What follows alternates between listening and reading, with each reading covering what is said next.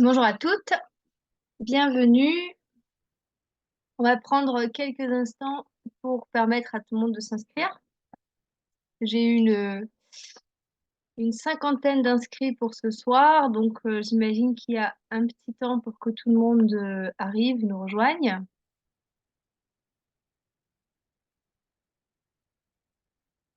Voilà, et donc pendant ce petit délai pendant lequel des personnes peuvent nous rejoindre, je vais essayer de gérer les bugs techniques et après on pourra commencer vraiment cette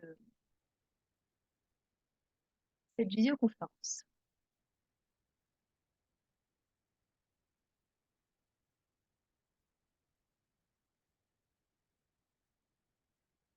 Alors,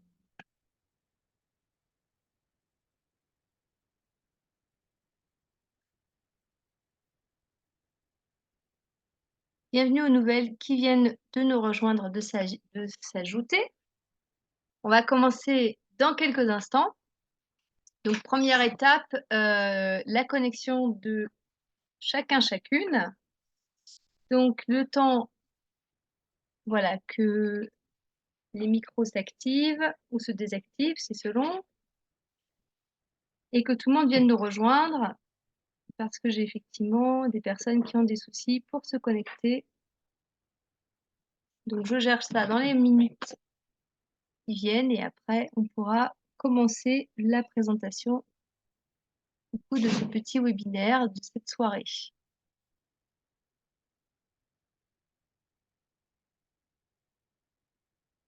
Alors, je vous propose, donc vos micros ont été coupés par défaut, de façon à ce qu'on n'ait pas un vacarme assourdissant autour de nous et que vous puissiez bien m'entendre. Mais en fait, vous avez la possibilité de le réactiver quand vous le souhaitez. Et pour faciliter l'organisation de la prise de parole dans ce webinaire, je vais, moi, parler pendant toute la présentation et j'ai prévu un temps pour les questions à la fin. Donc, s'il y a des questions qui vous viennent pendant le webinaire, vous pouvez du coup me les écrire dans l'espace de discussion. Alors, je ne sais pas si chez vous, ça apparaît sous la forme discussion ou si ça apparaît sous la forme question. En tous les cas, repérez bien ça sur votre tableau de bord pour que vous puissiez donc m'écrire des questions au fur et à mesure qu'elles vous viennent. Et dans tous les cas, à la fin du webinaire, il y aura un temps pour les questions, donc pendant lesquelles on peut échanger directement. Donc à ce moment-là, vous avez la maîtrise de votre micro, vous pouvez l'allumer, l'éteindre pour pouvoir écouter, enfin me poser directement vos questions, puis que moi je puisse vous entendre et y répondre. Voilà, donc bienvenue à tous et toutes.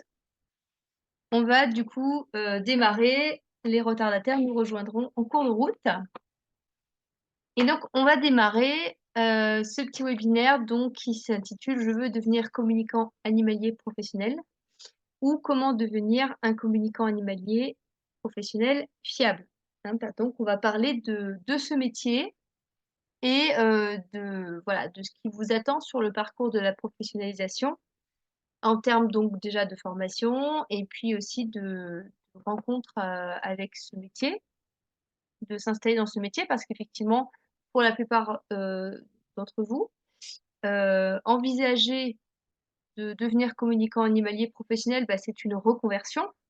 Et quand on fait une reconversion, on n'a pas envie de le faire pour rien.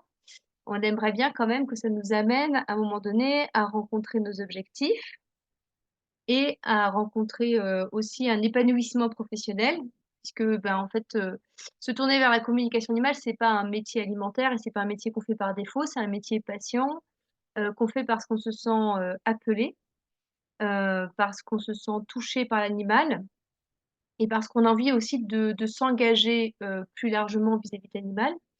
Et du coup, c'est vrai que c'est assez décevant de se lancer et de pas réussir à gagner sa vie avec ce métier. Parce qu'il faut pas se mentir, c'est bien de s'épanouir dans son travail, mais c'est quand même mieux si on peut se rémunérer avec ce travail, parce que s'il faut combiner une activité de communicant animalier professionnel avec un travail alimentaire, ça devient vraiment compliqué en termes de fatigue, de gestion émotionnelle et puis je pense aussi que c'est important, quand on décide de se réorienter vers une nouvelle profession, d'avoir la fierté ou la satisfaction, d'être autonome, avec cette profession. Puis c'est un signe de réussite, personnelle, de se dire: «Bah, je vis de mon métier». Donc on va vraiment débuter là. Alors du coup, je vous demande donc de, couper vos téléphones. Ce que je vais faire avec le mien, tout de suite. Alors, je dois juste répondre encore à une demande de connexion. Parce qu'en fait, le lien est dans le mail sous l'intitulé «Rejoignez la conférence». Il est pas mis en tant que lien, il faut juste cliquer sur, le bouton et je pense que c'est compliqué pour, j'aurais pas dû faire ça comme ça. Bon, parce qu'il y a visiblement beaucoup de soucis pour joindre la conférence avec ce mode-là. Voilà et je peux pas hélas, le récupérer une fois que la conférence a vraiment débuté.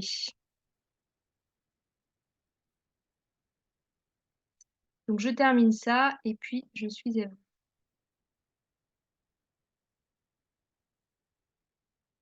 Ah ben voilà, des nouveaux venus encore. Bienvenue. On va débuter la conférence dans un instant. Il n'est pas encore trop tard pour se connecter.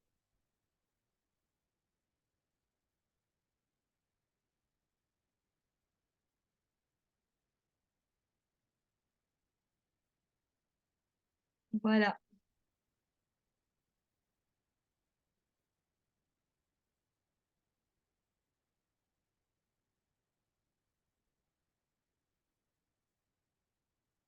Donc j'ai un deuxième lien envoyé, ça va venir.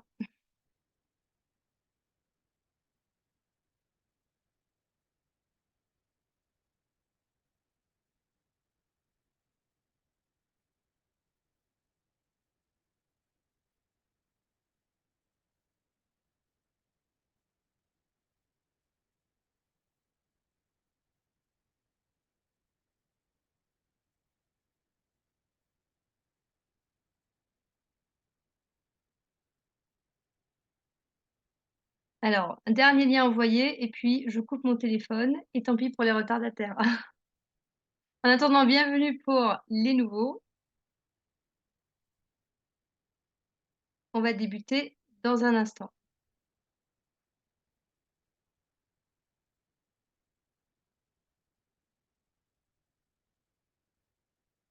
Voilà. Alors donc, pour les nouveaux arrivants, juste concernant la prise de parole et les questions pendant ce webinaire, je vous propose, hem, de prendre enfin que vous preniez la parole à la fin du webinaire, de la petite soirée qu'on va passer ensemble. Donc, si vous avez des questions qui vous viennent pendant que je présente la conférence, n'hésitez pas à me les écrire dans l'espace discussion. Alors, je ne sais pas si chez vous ça apparaît sous l'intitulé discussion ou questions, mais repérez ça au niveau de votre tableau de bord. Et à la fin de cette conférence, je vais lire les questions qui sont écrites, donner une réponse, et puis vous avez la maîtrise de votre micro. Et donc, vous pouvez aussi activer votre micro, prendre la parole pour échanger directement avec moi, me poser vos questions, me faire vos remarques, vos retours. À la fin de la conférence, du coup, on va prendre ce temps-là. Pour l'instant, gardez les micros coupés de façon à ce qu'il n'y ait pas de bruit parasite. Et nous allons commencer notre webinaire qui s'intitule donc Comment devenir un communicant animalier professionnel fiable. Alors effectivement, là, moi, je m'adresse à des personnes qui connaissent déjà la communication animale, donc je ne reviendrai pas sur ce qu'est la communication animale. Et comme je disais tout à l'heure, le métier de communicant animalier, c'est un métier passion qu'on envisage en général en second temps dans sa vie. C'est souvent une réorientation professionnelle et parce que c'est un métier passion, c'est important, pour, tout qui se lance, dans cette initiative. C'est un métier dans lequel on s'engage après avoir, un peu vécu, après avoir, fait des essais-erreurs dans sa vie professionnelle. En général, on se connaît mieux, donc on est plus sûr de soi dans un engagement vers le métier de communicant animalier que ce que vous avez pu expérimenter quand vous étiez plus jeune à 18 ans, quand vous vous demandez: «Ben, voilà, qu'est-ce que tu veux faire de ta vie?» évidemment. Et du coup, c'est important de se préparer à ce changement professionnel, par rapport au fait que c'est génial de vivre de son métier passion, mais c'est pas toujours ce qu'il y a de plus facile d'un point de vue, économique. d'une part et puis d'autre part, c'est assez, douloureux et décevant quand on arrive à la fin d'un parcours d'orientation et que l'arrivée sur la vie, professionnelle est compliquée puisque, ben, autant quand on a, 20 ans, ça semble normal et puis on a un petit peu d'aide des parents, de la famille, tout ça, autant quand on est, adulte et installé dans sa vie, bah, c'est le contraire, on a plutôt des responsabilités. Et du coup, c'est vrai que c'est mieux si ce parcours vers la professionnalisation se passe bien et du coup, si vous pouvez éviter, certaines erreurs, qu'il faut pas faire pour se lancer et profiter de quelques astuces, qui, peuvent aider à réussir dans cette voie. Alors j'ai pas pris le temps de me présenter, donc moi je m'appelle Charlotte Letien, donc je suis communicant animalier professionnel. Je vis de mon métier depuis 2014 et je pratique la communication animale depuis 2004. Donc de 2004 à 2014, j'ai passé 10 ans à pratiquer bénévolement, régulièrement mais à titre gratuit afin justement de m'assurer d'avoir une bonne qualité de com aussi, d'une part et d'autre part de préparer en fait, l'aspect professionnalisation. Donc je suis quelqu'un qui est autodidacte de nature. Hem, Ça veut pas dire que j'ai pas fait des stages en communication animale, mais en 2004, il y avait pas beaucoup de stages possibles et c'était pas du tout connu. Aujourd'hui, on a une offre qui dépasse, peut-être, même la demande, hein, tellement il y a des possibilités en termes de stages de communication animale. Et donc 10 ans pour se professionnaliser. Ça fait presque 10 ans que je vis de ce métier, donc je sais ce qu'il faut pour y arriver. Je connais les difficultés qu'on rencontre quand on se lance, surtout quand on se lance sans filet, puisqu'en 2004, les formations professionnelles n'existaient pas. Et ben, voilà, quand même, la réussite, elle est au rendez-vous puisque, c'est mon activité à 100 sans d'autres sources de revenus depuis 2014 et je suis sereine, par rapport à cette activité. C'est-à-dire, c'est pas au petit bonheur la chance, c'est plutôt stable. Donc j'ai aussi la possibilité de vous parler de ce qu'il faut faire pour que ça marche. Aussi bien dans l'efficacité d'être un professionnel fiable, d'avoir du résultat pour le bien-être des animaux, que d'avoir du résultat pour la satisfaction des humains, puisque, c'est toujours l'humain qui demande de la communication. Ça peut être l'animal, mais en général, quand on est professionnel, bah, c'est plutôt l'humain qui gère la prise de rendez-vous. Même si, en dehors de mon activité professionnelle, si un animal veut me parler, il peut le faire, de sa propre initiative. Ça peut rester une pratique aussi, spontanée.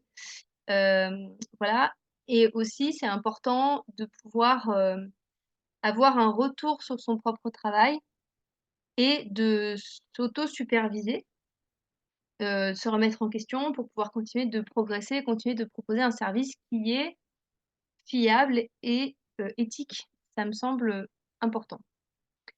Alors, je propose de commencer par vous parler de la différence finalement un amateur et un professionnel.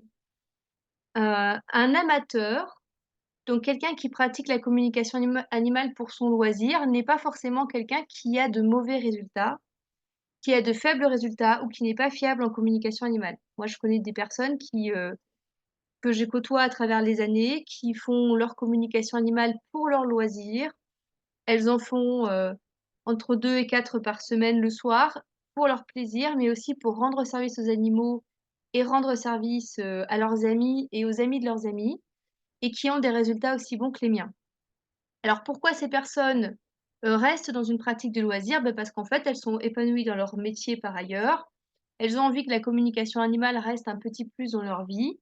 Elles ont pas besoin de revenus, qui viennent de la communication animale, et donc ça leur va de le vivre, de cette manière-là. Par contre, la qualité, les résultats sont hyper fiables, la qualité est au rendez-vous, donc c'est pas parce qu'on est professionnel qu'on est bon en communication animale, c'est pas parce qu'on est amateur qu'on est mauvais en communication animale. La différence entre les 2, Oui, ça se vendait. c'est plus une question, d'engagement finalement, qu'une question de c'est plus une question d'engagement qu'une question de compétence ou de capacité. En plus, aujourd'hui, vous avez des amateurs qui ont plus d'années pratiques que certains pros. Il y a quand même pas mal de personnes autour de moi qui ont débuté la communication animale en même temps que moi, puisque je les ai rencontrées, à l'époque, dans mes débuts, qui sont restées dans un parcours amateur. Moi, j'ai pris la direction d'un parcours professionnel, alors qu'aujourd'hui, il y a des professionnels qui se lancent, ils ont à peine, 1 année d'expérience, voire parfois moins d'1 année d'expérience, qui donnent déjà des formations et en fait, ils ont moins de bagages aussi que, les amateurs. Donc encore une fois, professionnel, ça veut pas dire plus d'expérience. Et donc, il y a aussi des personnes qui font, de la communication animale de manière, spontanée. Peut-être que parmi nous, ce soir, il y a des personnes pour qui c'est le cas, c'est-à-dire vous avez jamais appris la communication animale, c'est une évidence depuis que vous êtes enfant et donc vous avez toujours parlé avec les animaux, ça a toujours fonctionné pour vous.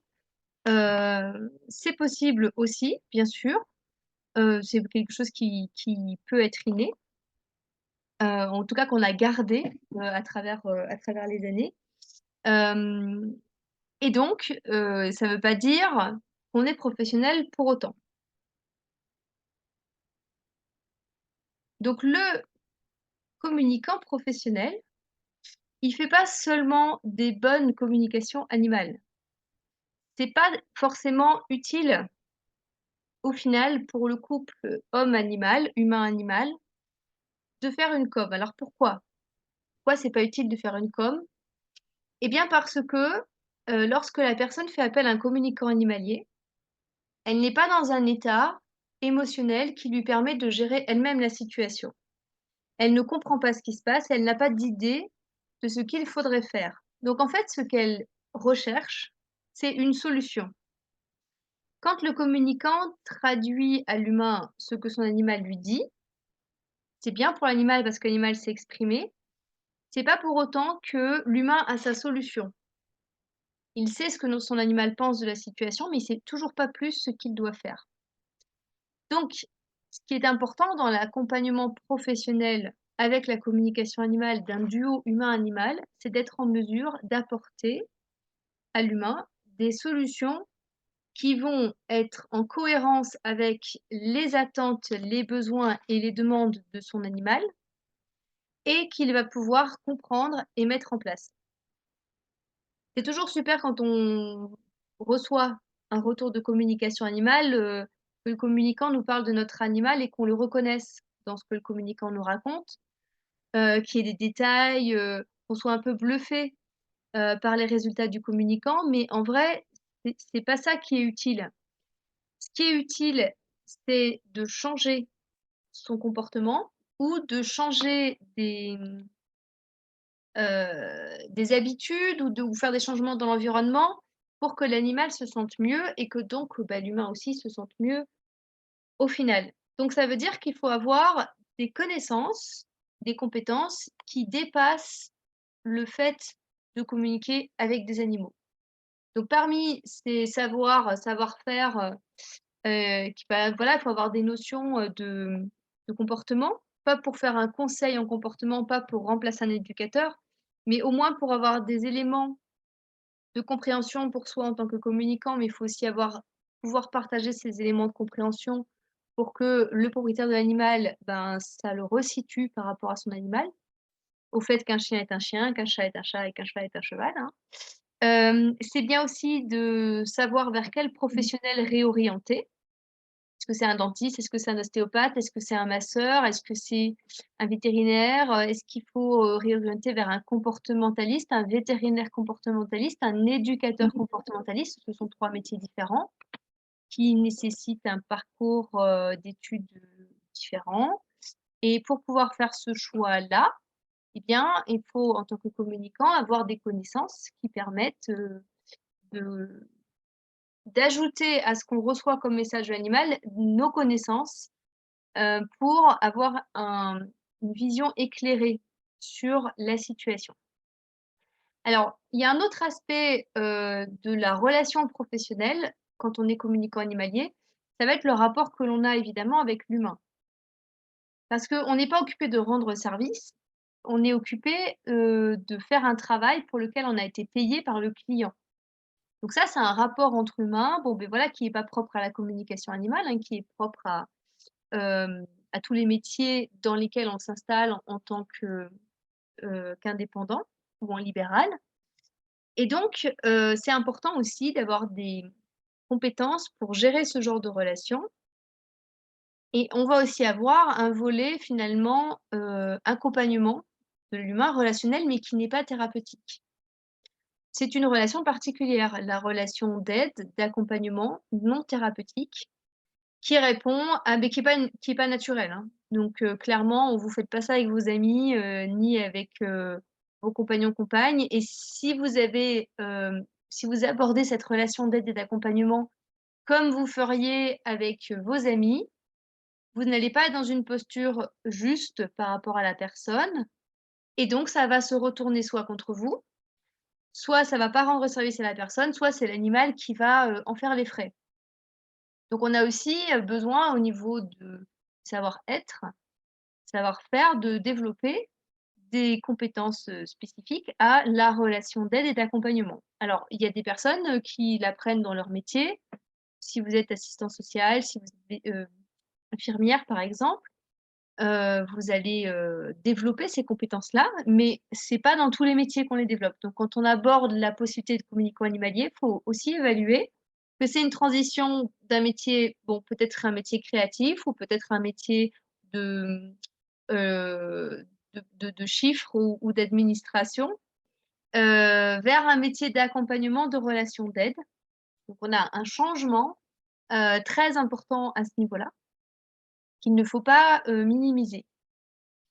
Alors, le professionnel aussi, hein, en tant que communicant, se retrouve confronté au suivi d'un animal dans lequel il va y avoir d'autres professionnels. Donc je me suis mal exprimée, je reprends.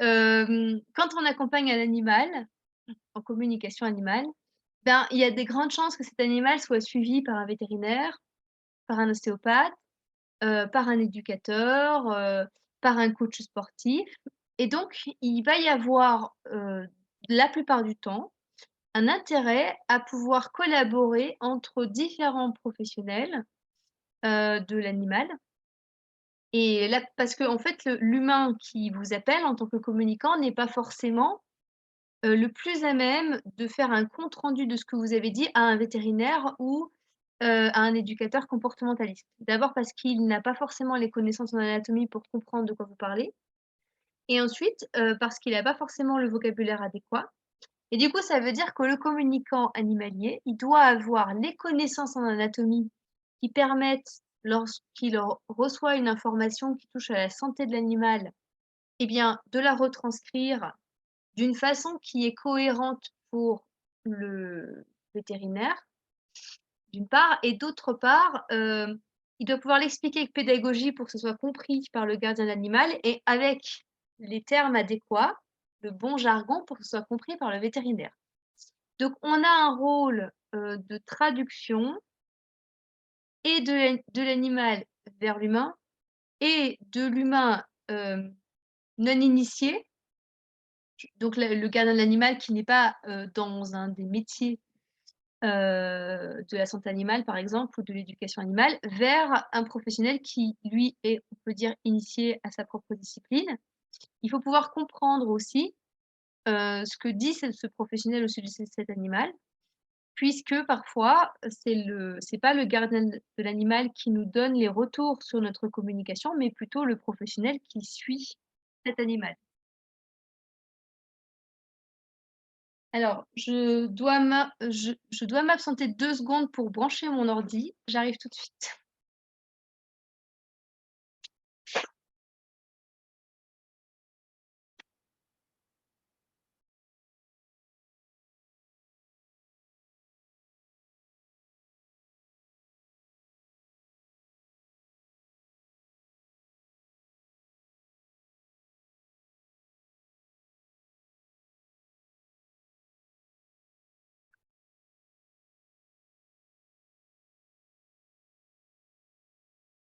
Voilà, j'ai changé de bureau juste avant la conférence et j'ai oublié de brancher, mais ça c'est bon, on va pouvoir continuer. Voilà, donc on a 3 axes qui font la différence entre le pro, l'amateur Le pro doit pouvoir travailler avec d'autres professionnels, d'autres métiers animaliers, ce qu'on n'attend pas de l'amateur. Le pro doit apporter des solutions à son client. Il a une relation avec l'humain qui est une relation de client, prestataire de service client, mais aussi une relation d'aide et d'accompagnement qui est non thérapeutique. J'insiste sur le non thérapeutique puisque, pour être thérapeute, il faut avoir une formation assez solide quand même. Et on ne peut pas en même temps être le thérapeute d'une personne et en même temps être celui qui traduit ce que son animal lui raconte. Parce que dans le processus thérapeutique du patient, il y a ce qu'on appelle des transferts. La personne fait probablement des transferts sur son animal et si le communicant, qui est celui qui permet à la personne d'accéder à ce que son animal lui dit, fait le thérapeute, la personne transfère aussi sur le thérapeute, ça fait une espèce de méli-mélo qui est pas forcément très sain au final. Donc il y a aussi le volet de la posture du communicant par rapport, à l'humain qui est responsable de l'animal. Et le troisième poste, ça va être, la capacité, les connaissances. Alors des connaissances en anatomie, en comportement principalement, qui vont permettre, au communicant d'exploiter les informations que l'animal lui communique avec une certaine, avec du recul, de les comprendre dans un contexte plus global, ce qu'on n'attend pas d'un communicant amateur. Alors, la première idée, lorsque vous pensez à vous installer en communicant animalier professionnel, la première motivation, c'est de travailler avec les animaux et d'être au service des animaux. Mais là, moi, je vais vous dire qu'en premier lieu, vous êtes au service des humains. Ça, c'est hyper important d'être au clair avec ça tout de suite, parce que bien sûr que, derrière tout ça, ça rend service à l'animal, mais en fait, la demande, elle vient de l'humain, qui est le client. Donc la première étape, ça sera d'écouter la demande de l'humain, même si ce qui vous intéresse, c'est l'animal. Ensuite, c'est l'humain qui fait appel à vous, qui va répondre aux besoins de l'animal avec lequel vous allez communiquer. Donc quelque part, si vous voulez aider l'animal, ça va passer par la bonne relation que vous allez avoir avec l'humain qui s'occupe de cet animal. Et donc, vous allez devoir faire preuve de pédagogie pour que cet humain comprenne ce que son animal veut lui dire et que cet humain comprenne que ce qu'on va lui demander de faire, c'est-à-dire, changer ses habitudes, changer sa manière de faire avec son animal, changer son environnement, c'est important pour son animal. Alors, peut-être que vous imaginiez jusqu'à cet instant que, puisque vous, vous êtes proche de vos animaux, que vous les aimez, qu'ils sont votre priorité, que du coup, c'est une évidence pour tout le monde. C'est-à-dire, si l'animal exprime quelque chose, forcément, son gardien va tout de suite, accéder à la demande de l'animal. Mais en fait, c'est pas vraiment le cas. D'abord parce que parfois l'humain est pas tout à fait d'accord avec vous parce que c'est contraignant ce que son animal lui demande. Ensuite parce que parfois l'humain n'a pas la possibilité de répondre à la demande de son animal pour des raisons, diverses et variées. Parfois c'est des raisons émotionnelles parce qu'il y a trop de peur par exemple, parfois c'est des raisons matérielles. Donc parfois, il faut réussir à convaincre la personne que ça, c'est la bonne solution, celle que vous lui proposez. Même si la personne, elle a de la réticence à y aller. Alors je dis pas qu'il faut forcer, mais parfois il faut quand même, alors typiquement le genre d'action sur lesquelles moi je dois vraiment beaucoup, beaucoup, beaucoup motiver les gens, aussi paradoxal que ça puisse paraître, c'est appeler un éducateur canin. Je parle avec l'animal, je me rends compte qu'ils vont pas s'en sortir sans un éducateur canin, quelqu'un qui vient sur place et qui les coach en direct. Et c'est facile, hein, on se dit: «Tu prends ton téléphone, tu appelles un éducateur canin, tu prends un rendez-vous», ça semble pas compliqué. C'est une des actions, typiquement, pour lesquelles je dois déployer le plus d'énergie pour motiver les gens à le faire, pour qu'ils comprennent que c'est vraiment nécessaire, hein, donc voilà, il y a aussi ce volet-là. Hem, alors par contre, si on décide de faire de la communication animale pour être avec les animaux, que donc tant pis pour l'humain, moi je fais ça pour l'animal, eh bien vous fermez des portes à l'animal.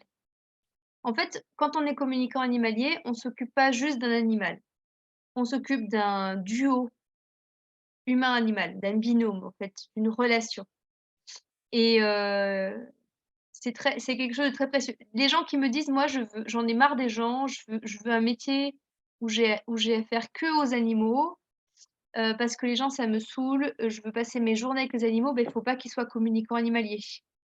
Faut qu'ils soient, berger, bergère, groom, ouvrier agricole en élevage, enfin voilà, là vous passez votre journée avec les animaux, c'est sûr. Vous faites que ça, d'être avec les animaux. Par contre, communicant animalier, vous passez du temps avec des animaux et avec des humains, souvent les 2 en même temps. Alors, après, c'est quand même aussi un métier qui est au service de l'animal puisque, déjà, on donne la parole aux animaux, hein. C'est quand même énorme pour eux. Il y a des situations qu'ils vivent dans leur vie qui leur conviennent pas, auxquelles ils s'adaptent parce qu'ils ont pas vraiment le choix.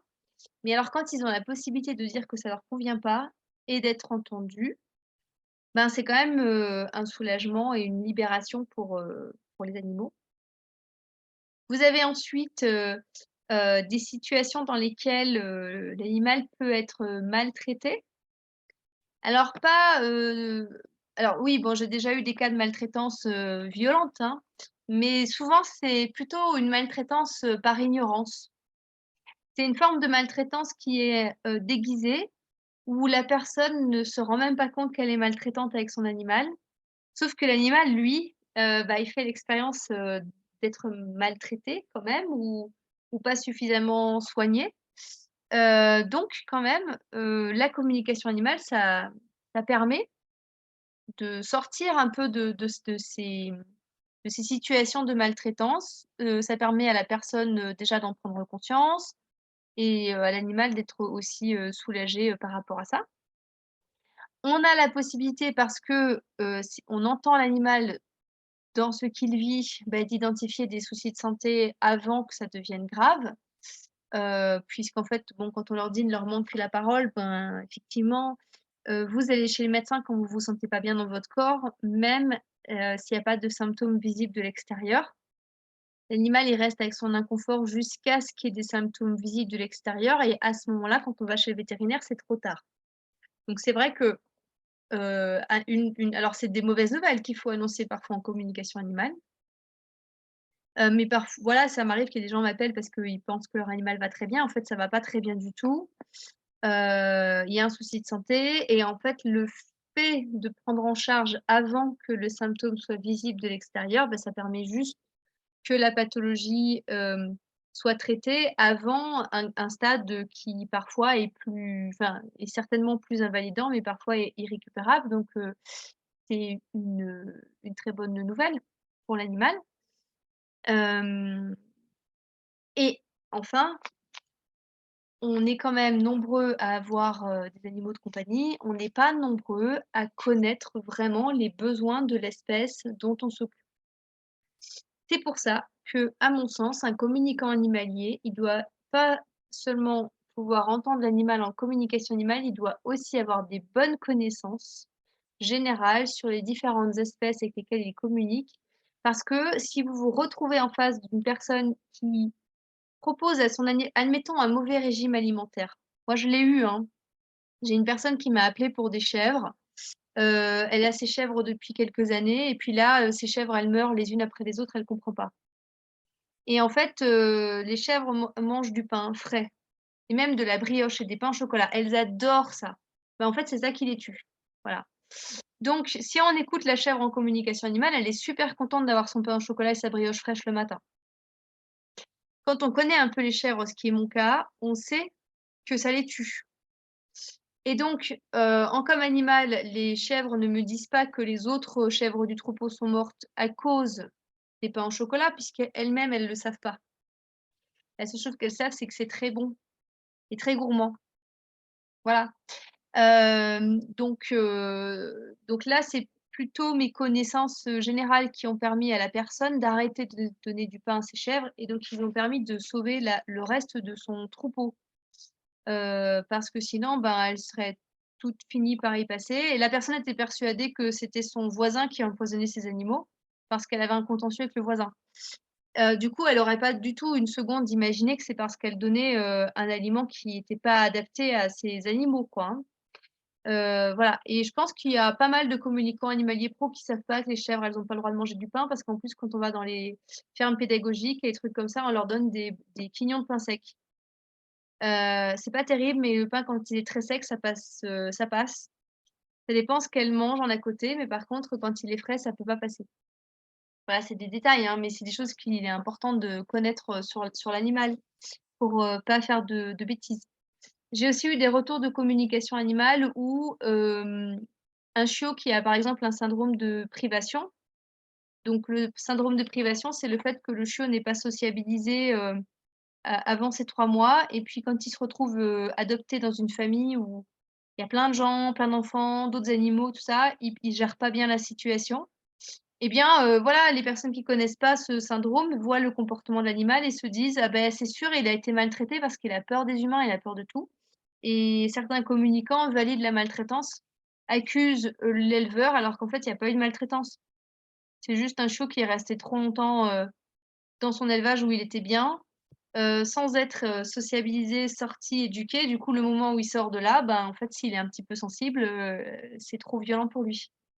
Donc le fait d'avoir des connaissances, générales sur les animaux, ça nous permet quand même d'éviter de faire des projections qui viennent, un petit peu des croyances que l'on peut avoir quand on connaît pas.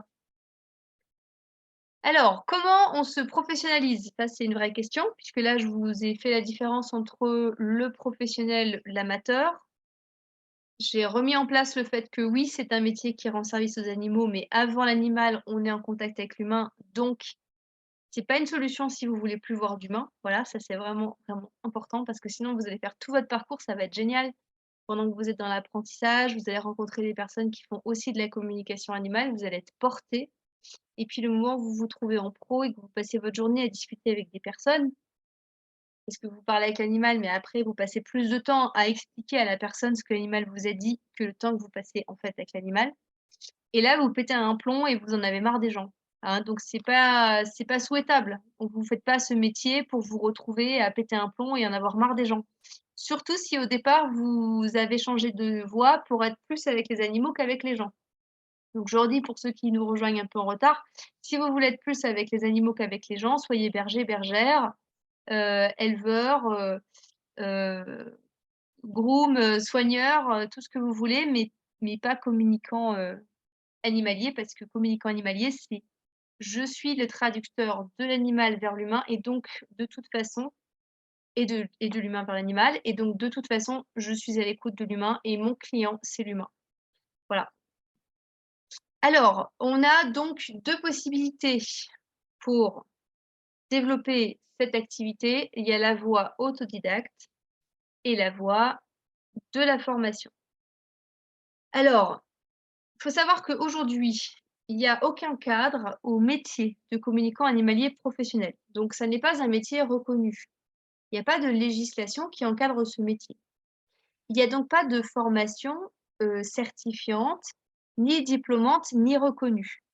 Il n'y a pas de formation inscrite au RNCP, qui est le répertoire national des compétences professionnelles et pour vous donner une idée, l'ostéopathie animale qui existe depuis, une cinquantaine d'années est inscrite au RNCP depuis cette année. Donc en fait, c'est pour vous donner une idée parce qu'ostéopathe animalier, bah, on se dit: «Bah oui, évidemment, c'est quelqu'un qui a fait 5 ans d'études, son diplôme est reconnu». Ben non, le diplôme n'est pas un diplôme d'État, il n'est pas encore reconnu. Les premières écoles d'ostéopathie animale commencent à s'inscrire au RNCP, c'est tout nouveau. Donc la communication animale qui a émergé bien après l'ostéopathie animale, évidemment qu'elle y est pas du tout. Donc ça veut dire qu'en fait, n'importe qui peut s'installer en communicant animalier professionnel n'importe quand, avec ou sans formation, avec ou sans compétences, avec ou sans connaissances. Il suffit de se créer un espace, sur, URSSAF auto-entreprise, Vous pouvez même tout faire en ligne, vous créez votre auto-entreprise en ligne. En quelques jours, c'est plié, vous pouvez faire des factures et encaisser des paiements. C'est très simple. Mais maintenant, je suppose que quand même, comme je le disais en début de conférence, quand on s'installe pour, faire un métier, on a envie de le faire bien. On a envie d'être fiable, d'avoir du résultat. On a envie, que ça soit éthique et respectueux et on n'a peut-être pas envie de se retrouver dans une situation où, on ne sait pas quoi faire, on ne sait pas quoi dire, on n'est pas sûr de soi, on est mis en doute par le client qui est pas du tout d'accord avec ce qu'on raconte et du coup on se sent nul, c'est pas l'idée. Donc j'aimerais croire que tous les communicants animaliers professionnels sont consciencieux et qu'ils ont tous suivi un parcours pour arriver à devenir pro. Mais je sais que c'est pas le cas parce que j'en connais qui se lancent, après un module ou 5 jours de formation, sans expérience, parce que ça s'est bien passé pour eux la formation au début et finalement, ben, il y a toujours un moment ou un autre où on se rend compte qu'on n'était pas assez préparé. Donc il faut l'anticiper.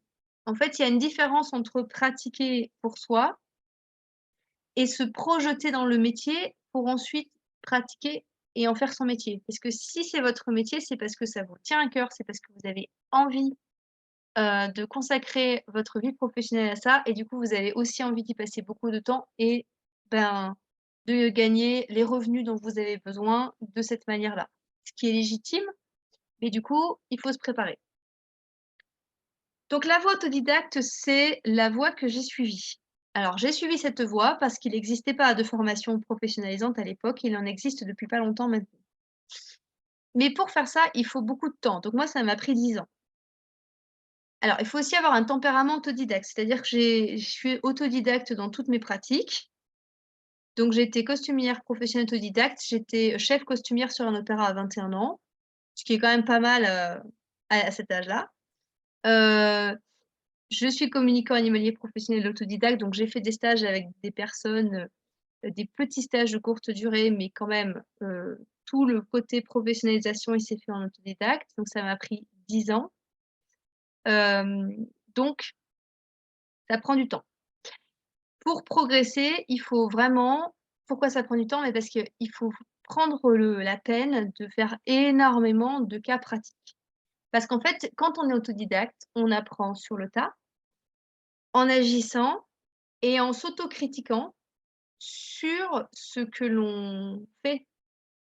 Donc il faut être, capable de s'autocritiquer, juste assez pour remettre en question ce qu'on a fait, s'auto-évaluer et s'améliorer la fois suivante, mais pas trop.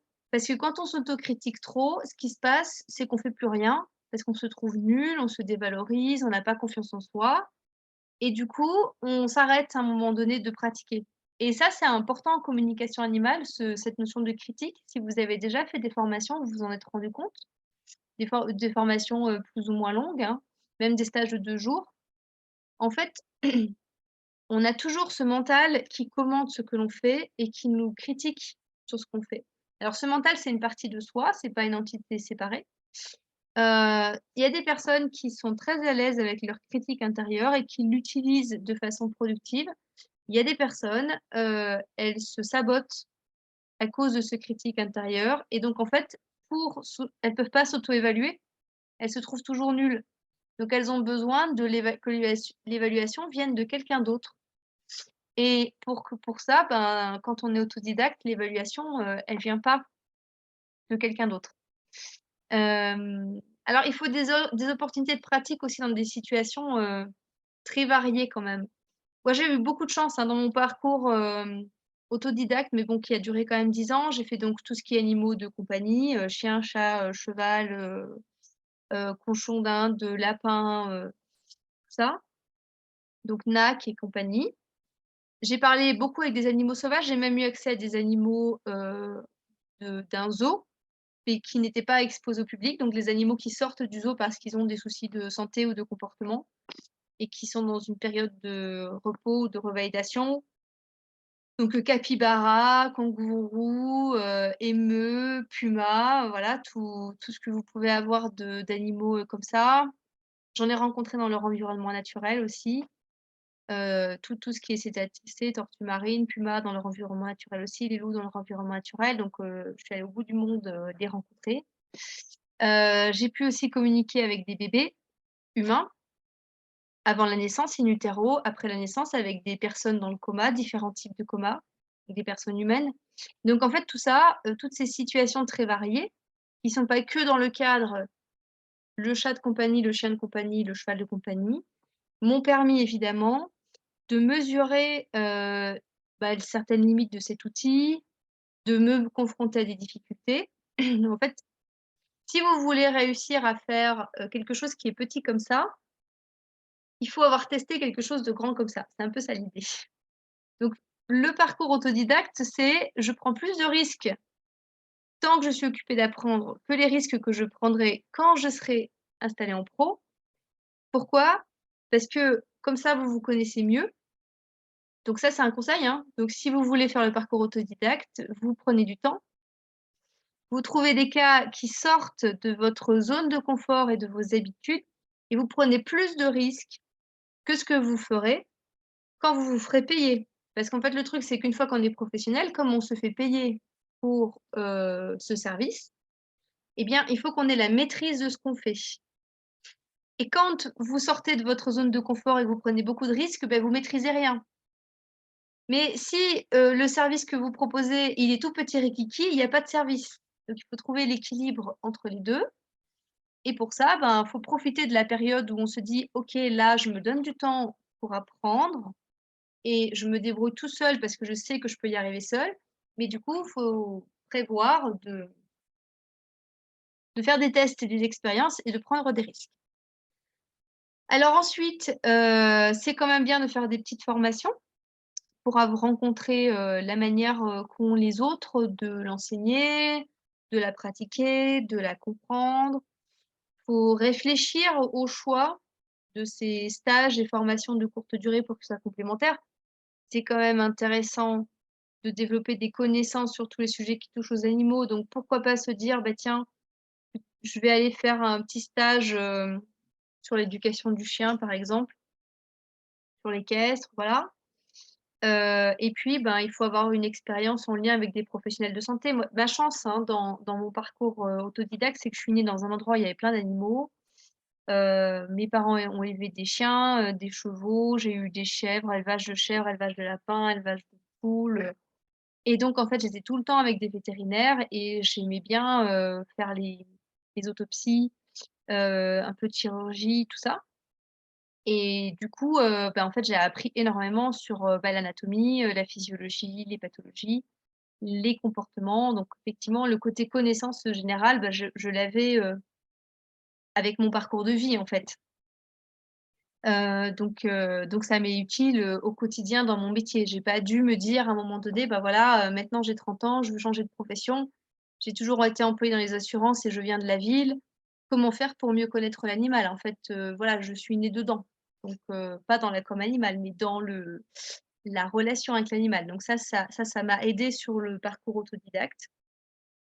Et la difficulté que l'on a en général quand on se lance en autodidacte, c'est de pas avoir assez d'expérience au moment où on se propose en professionnel. Et quand vous avez pas assez d'expérience, pas d'autres professionnels avec qui travailler, pas de contact avec un véto ou avec un ostéo que vous pouvez appeler en vous disant: «Écoute, j'ai tel cas pratique, je comprends pas ce qui se passe, j'ai eu telle info en com, mais en fait, le chat, voilà les symptômes». Si vous n'avez pas ce genre de ressources autour de vous, le moment où vous mettez un pas de côté dans votre vie professionnelle, c'est comme de travailler sans filet. C'est la chute. Il y a pas de il y a rien de solide et de concret pour retenir cette chute. C'est très désagréable, ça fait très mal à l'ego, a priori que à l'ego, mais ce qu'il y a quand même, c'est que, quand on je comme je disais tout à l'heure, quand on se lance dans cette voie professionnelle, c'est pas pour, s'écraser, 1 an plus tard, c'est pour ouvrir un nouveau chapitre de notre vie, en espérant que ce chapitre, il va durer longtemps et qu'il va, tout en avançant, devenir de plus en plus riche, de plus en plus dense et de plus en plus, nourrissant, en fait.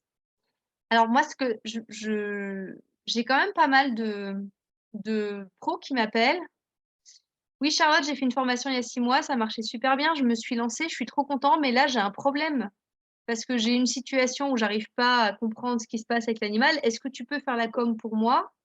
Et après, moi, je fais le retour au client et je te paye la com. Bah non, ça, moi, je fais pas.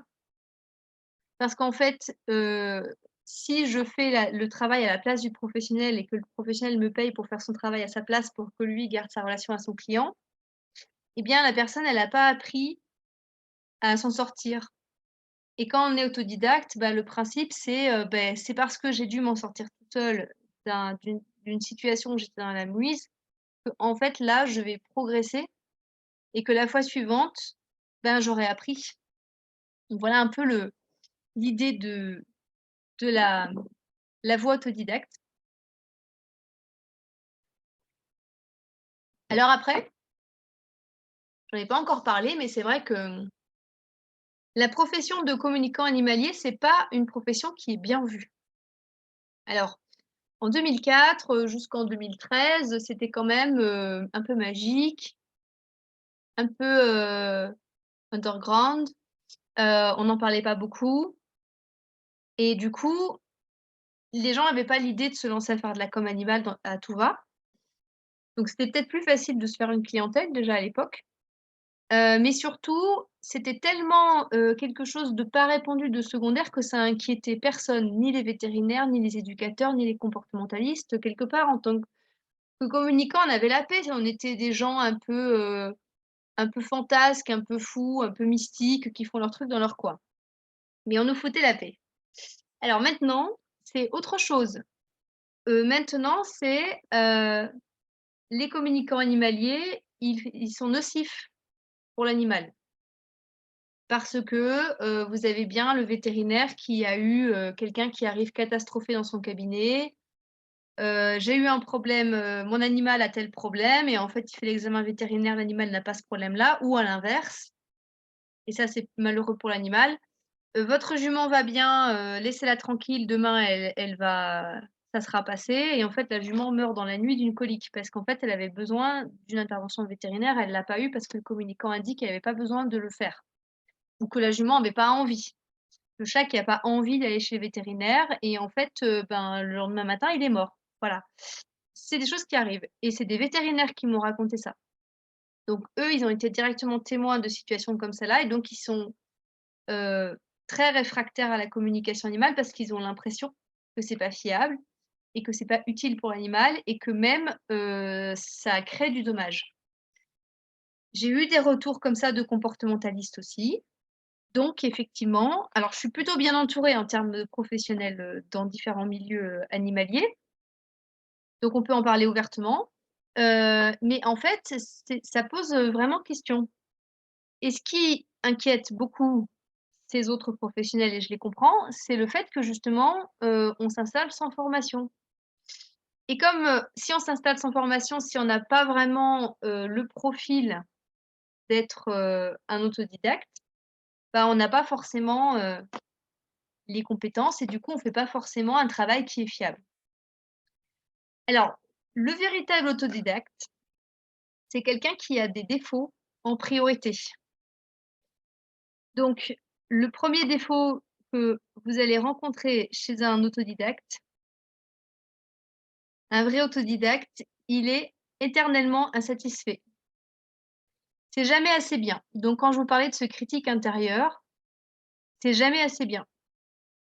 Donc on recommence, on recommence, on recommence et du coup, on se lance pas tout de suite parce qu'on n'est pas sûr de savoir ce qu'il faut. Et donc c'est pour ça que ça prend beaucoup de temps. Alors le communicant, l'autodidacte, il est aussi plutôt sceptique.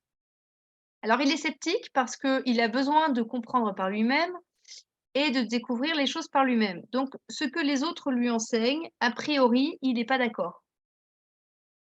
Et après il réfléchit et si ça correspond à son expérience, il est d'accord et si ça correspond à son expérience, il n'est pas d'accord. C'est des gens qui sont très sceptiques. C'est le sceptique désagréable qui, toutes les 5 minutes, vous oppose une autre réalité parce qu'il s'est renseigné ailleurs, qu'il a lu autre chose et cetera.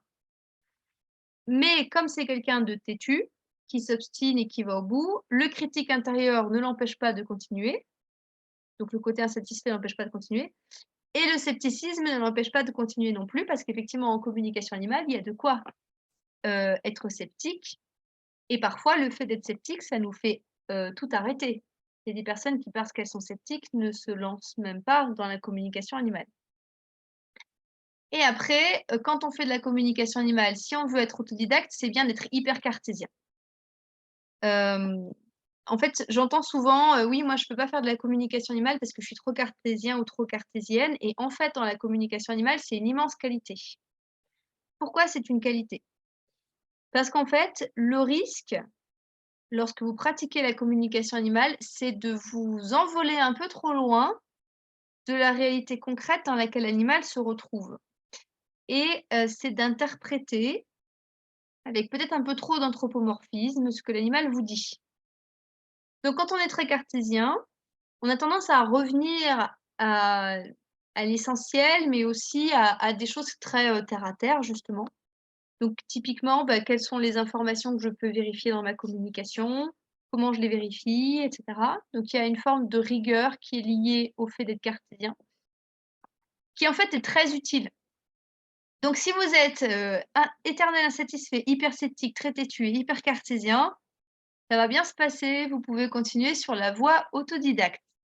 Si vous avez un critique intérieur tellement difficile que vous manquez de confiance en vous et que vous avez tendance à vous ne pas reconnaître vos progrès et à vous saboter, si vous avez tendance à avoir besoin, d'un retour sur ce que vous faites, que ce soit l'extérieur qui vous valide et si, vous avez peur de ne pas y arriver, parce que c'est aussi quelque chose qui peut nous arriver, la peur de l'échec, alors vous êtes peut-être pas fait pour la voie, autodidacte.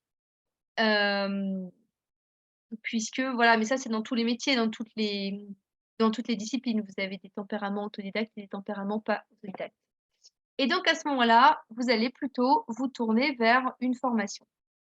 Donc la formation a l'avantage de vous permettre d'acquérir, hem, plus rapidement toutes les compétences dont vous avez besoin parce que la formation a été créée de façon à ce que vous ayez accès déjà aux informations. Et ensuite, est-ce que vous développez vos compétences puisque tout est fait pour que ça aille vite dans une formation? Alors, il y a des limites, hein, on ne devient pas professionnel en 2 semaines, soyons clairs, mais quand même, ça va beaucoup plus vite qu'un autodidacte parce que, le chemin est déjà tracé. L'autodidacte, c'est celui qui avance dans la jungle avec, comment on appelle ça? Sa machette. Alors que la formation, vous avez un gyro qui est passé devant vous, un gyrobrailleur et vous avez un chemin qui est ouvert. Vous pouvez avancer. Donc ça va plus vite. Alors ensuite, dans la la formation, donc vous avez l'information à portée de main, donc vous gagnez beaucoup de temps sur le fait qu'il ne faut pas aller chercher à gauche, à droite toutes les infos, les glaner et cetera. L'autre avantage d'une formation, c'est qu'en fait, c'est alors si la formation est bien faite, elle est prévue pour que vous puissiez vous constituer un réseau professionnel et un réseau de clientèle. Alors de 2 manières. D'abord, le fait de se dire qu'on fait une formation sérieuse, ça donne une image sérieuse du communicant lui-même. Donc quand vous vous présentez, aux personnes avec qui vous allez vous entraîner à la communication animale en disant que vous êtes occupé de faire une formation dans un centre de formation qui est reconnu et que votre formation, elle dure un certain temps et que le contenu, il est assez dense, vous dès le début, vous affichez, un certain sérieux. Par rapport à justement cette image qui est collée aujourd'hui sur le communicant animalier, qui est quelqu'un qui n'a aucune formation, qui n'est pas, qui va pas dans la profondeur, qui fait ça comme ça, voilà. Si vous pouvez dire: «Beh, moi je fais une formation qui dure 1 an, qui dure 2 ans, je suis 1000 heures de formation, je fais plusieurs centaines de cas», tout de suite ça donne un crédit aussi et ensuite vous pouvez, bénéficier de l'expérience des autres, donc des formateurs et des étudiants, puisque comme je disais dans la voie autodidacte, on va essayer de trouver des situations très diversifiées, pour apprendre par l'essai erreur et en fait là, dans la formation, eh bien, vous apprenez par le bagage que chacun amène dans la formation. Donc en fait, vous apprenez avec les erreurs des autres, les expériences des autres. Donc là, bon, dans ma formation, pour l'instant, ils sont 11. Ils ont fait 20 études de cas pour un exercice. Donc ça fait 220 animaux et ils étudient les études de cas des autres, ils en parlent, ils échangent. Donc en fait, chacun a fait 20 études de cas, mais ils ont eu, l'expérience sur 200 autres cas. Ils ont pas dû faire eux-mêmes, sur le premier exercice. Donc en fait, on démultiplie tout de suite, le côté expérience quand on est en formation, juste parce qu'on le vit à plusieurs. Bon alors évidemment, à condition du coup de le vivre à plusieurs, de le vivre en groupe. Pareil du point de vue des formateurs, bah, vous rencontrez dans vos formations, des formateurs qui ont chacun, chacune une expérience différente de la communication animale et c'est là-dessus qu'ils vont pouvoir aussi enseigner. Donc vous bénéficiez directement de l'expérience des autres. C'est pour ça que c'est vraiment cette idée, bah, le chemin il est débroussaillé devant. Du coup, il y a plus qu'à avancer. Faut pas commencer par débroussailler, c'est déjà ouvert.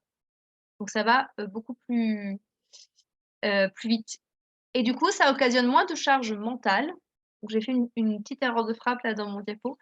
Moins de charge mentale parce qu'effectivement, à la fois anticiper l'expérience pour progresser, critiquer l'expérience passée pour ne pas refaire la même erreur, s'auto-évaluer et essayer de déterminer les compétences qui nous manquent pour les trouver, ça représente une charge mentale qui est colossale.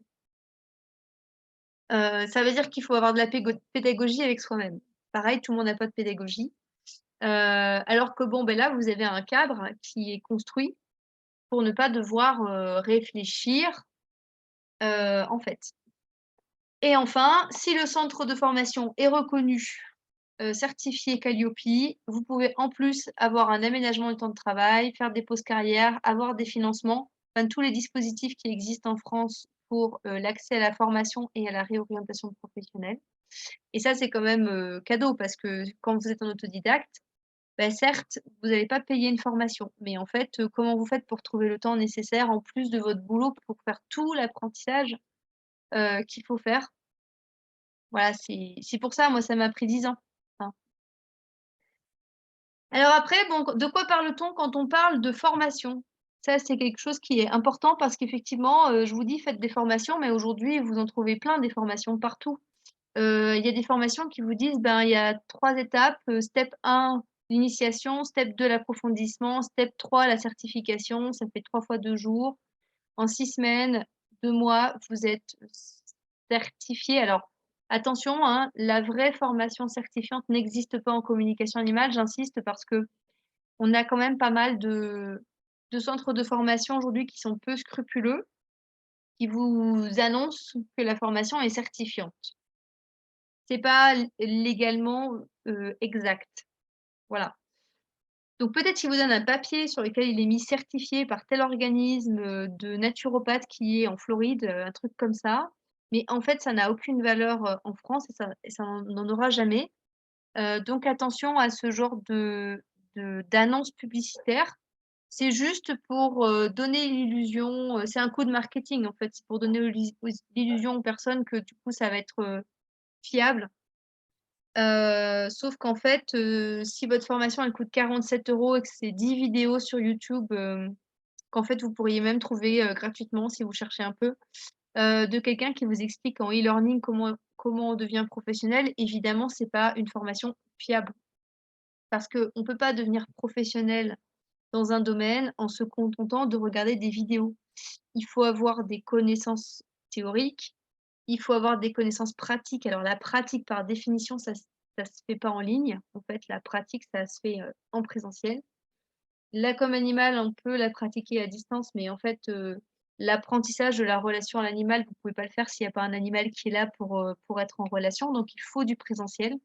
Même pour la communication animale, je reste persuadée de ça. Je sais que je suis à contre-courant quand je dis ça, mais je suis certaine de mon coup parce que ça fait 18 ans, maintenant que je donne des formations. Donc avant de donner des formations de com animal, j'ai donné d'autres formations. Donc je suis certaine de mon coup en tant que pédagogue, quand je dis qu'il faut du présentiel pour la com animale.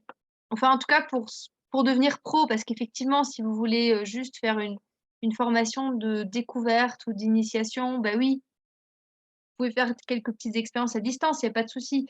Mais pour vraiment avoir une pratique, qui est ancrée, que vous avez mémorisée profondément dans votre corps, dans vos sens, ben là, il faut être sur le terrain.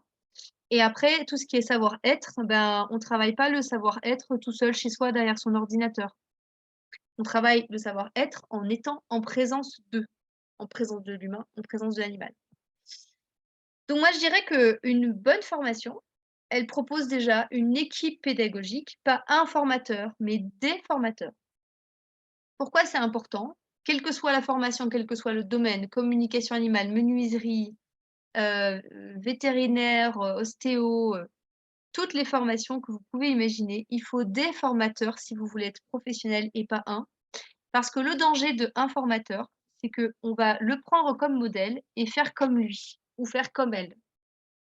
Or, le formateur qui vous donne cette formation, bah, il n'a pas la science infuse. Il n'a pas toutes les clés et il n'est pas vous. Du coup, si vous suivez votre formateur et que vous faites comme lui ou comme elle et que vous êtes pas lui ou que vous êtes pas elle, il y a des choses qui seront pas cohérentes par rapport à qui vous êtes et vous aurez pas profité du temps de cette formation pour vous découvrir vous, comment vous avez envie d'être un communicant, comment vous avez envie de pratiquer la communication animale et quelle est la forme de communication animale qui vous correspond. Voilà, vous allez juste absorber ce que dit le formateur, faire la même chose et ça sera pas tout à fait, vrai. Et puis surtout, il y a plein d'apprentissages qui vont pas passer. Parce qu'on a tous, nos angles morts, nos idées, nos obsessions qui font que du coup, ben, au détour d'une formation, on va plus insister sur certains aspects que d'autres, alors que les autres sont importants aussi. Donc déjà, vous regardez s'il y a une équipe de formateurs. Alors une équipe de formateurs de différents horizons, mais qui ont chacun évidemment des vraies compétences professionnelles dans le métier, qu'ils enseignent. Parce qu'aujourd'hui, si moi demain j'ai envie de devenir,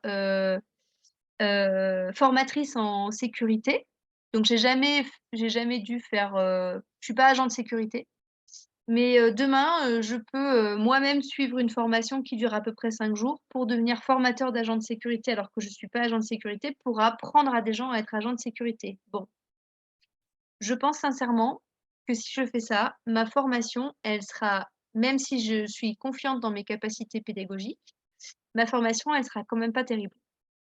Parce que j'ai pas l'expérience d'être agent de sécurité. Donc c'est vrai qu'il faut regarder aussi au niveau des formateurs, qu'est-ce qu'ils ont comme expérience par rapport aux cours qu'ils enseignent. Un formateur qui donne un cours d'éducation canine, bah, s'il n'est pas éducateur canin sur le terrain ou s'il l'a pas été pendant plusieurs années, beh, c'est pas quelqu'un qui va pouvoir, vous donner, du contenu qui est fiable. Parce que c'est bien d'apprendre en formation, mais il faut aussi avoir un apprentissage pratique avant de pouvoir transmettre à quelqu'un d'autre.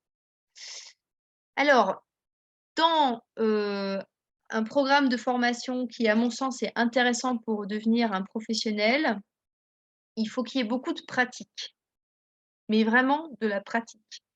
Mais alors pas de la pratique dans le genre, vous faites une communication par semaine pendant 1 an. De la pratique dans le genre, on va faire un stage avec un vétérinaire, on va faire des communications animales pendant ce stage. Après, on va faire des communications animales sur photo avec des animaux de compagnie. Après, on va aller dans un centre équestre pendant 2 semaines, faire les coms avec tous les animaux du centre équestre. Après, on va, faire des communications avec des animaux âgés pour comprendre la vieillesse du point de vue de l'animal, toutes espèces confondues. Voilà, c'est ça de la pratique. C'est-à-dire, c'est une pratique diversifiée et encadré. Donc avec différentes formes de pratique et donc ça implique évidemment d'avoir une formation qui est relativement longue. Vous ne devenez pas communicant animalier professionnel en 2 semaines ou en 2 week-ends. Ça, c'est pas possible, en fait. Alors c'est pas possible pour déjà parce que, ben, oui, si on veut intégrer tout ce qu'il faut intégrer, ben, il faut le temps, pour ça. Mais aussi, parce qu'en fait, quand on fait un apprentissage aussi important que celui d'un métier, il y a plein de phases où il faut qu'on soit, en pause pour intégrer. Donc alors moi, j'ai fait une formation de naturopathie, j'ai étudié pendant 7 ans au total. J'ai suivi la première formation. Alors en fait, j'ai fait plus que 7 ans parce que j'ai fait une formation en 4 ans pour les humains et en 3 ans pour les animaux. Donc ça fait 7 ans, mais en fait, j'ai étudié, de, 2007 à 2017. Donc j'ai étudié pendant 10 ans, 2 cursus de formation que j'aurais dû suivre en 7 ans. Ça veut dire qu'il y en a que j'ai fait en demi-année. Eh bien, je me suis rendu compte que le fait de suivre ma formation de 4 ans en 6 ans au lieu de 4, ça m'a permis d'intégrer, les travaux pratiques, les connaissances, les apprentissages bien plus profondément que, les étudiants qui l'ont suivi en 4 ans et on parle déjà de formation longue. Donc c'est clair que, heu, si vous faites, 1 000 heures de formation en 4 mois, c'est possible, ça peut rentrer. Ça va être un peu juste, mais ça peut rentrer. C'est moins intéressant que si vous faites 1 000 heures de formation en 2 ans. Parce qu'en fait, le temps de l'intégration, c'est une partie de l'apprentissage qu'on fait sans en avoir conscience, sans s'en rendre compte, mais qui est fondamentale parce que c'est la partie de l'apprentissage qui va être la plus profonde. C'est là qu'il y a l'approfondissement. Et ensuite, ben, il faut effectivement qu'il y ait, un accompagnement pédagogique qui soit professionnel. Donc en fait, que la structure qui dispense la formation soit un centre de formation vraiment, qui répond à des normes, à des critères, donc qui peut éventuellement être certifié et dont le programme est étudié de manière à professionnaliser les personnes. Parce qu'effectivement, vous pouvez aussi, passer des heures à apprendre plein de trucs, mais sans que ça soit à vocation, professionnelle. Il y a une manière d'enseigner qui est différente selon qu'on veut, former des professionnels ou pas des professionnels. Alors de toute façon, que vous ayez suivi la voie autodidacte ou la voie de la formation, à un moment donné, la question, c'est de se lancer comme professionnel et peut-être que là, dans vous m'écoutez, il y a des personnes qui sont à ce stade-là dans leur parcours, c'est-à-dire qui se disent: «OK, moi je me lance parce que j'ai déjà fait les apprentissages autodidactes ou j'ai déjà suivi une formation et donc si vous êtes là, c'est parce que c'est pas simple. Sinon vous seriez pas là, c'est sûr». Donc pourquoi c'est pas simple? Bon, d'abord, moi j'en ai déjà un peu parlé, le métier pâtit d'une mauvaise image.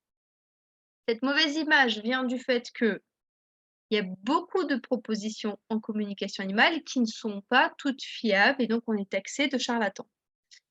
Donc si vous êtes là, c'est aussi parce que vous êtes à peu près certains, certaines de ne pas être des charlatans et que vous vous dites: «Non mais moi je sais ce que je fais». C'est-à-dire que si je m'installe en professionnel, c'est quand même parce que mes résultats en communication animale, j'ai remarqué qu'ils étaient fiables.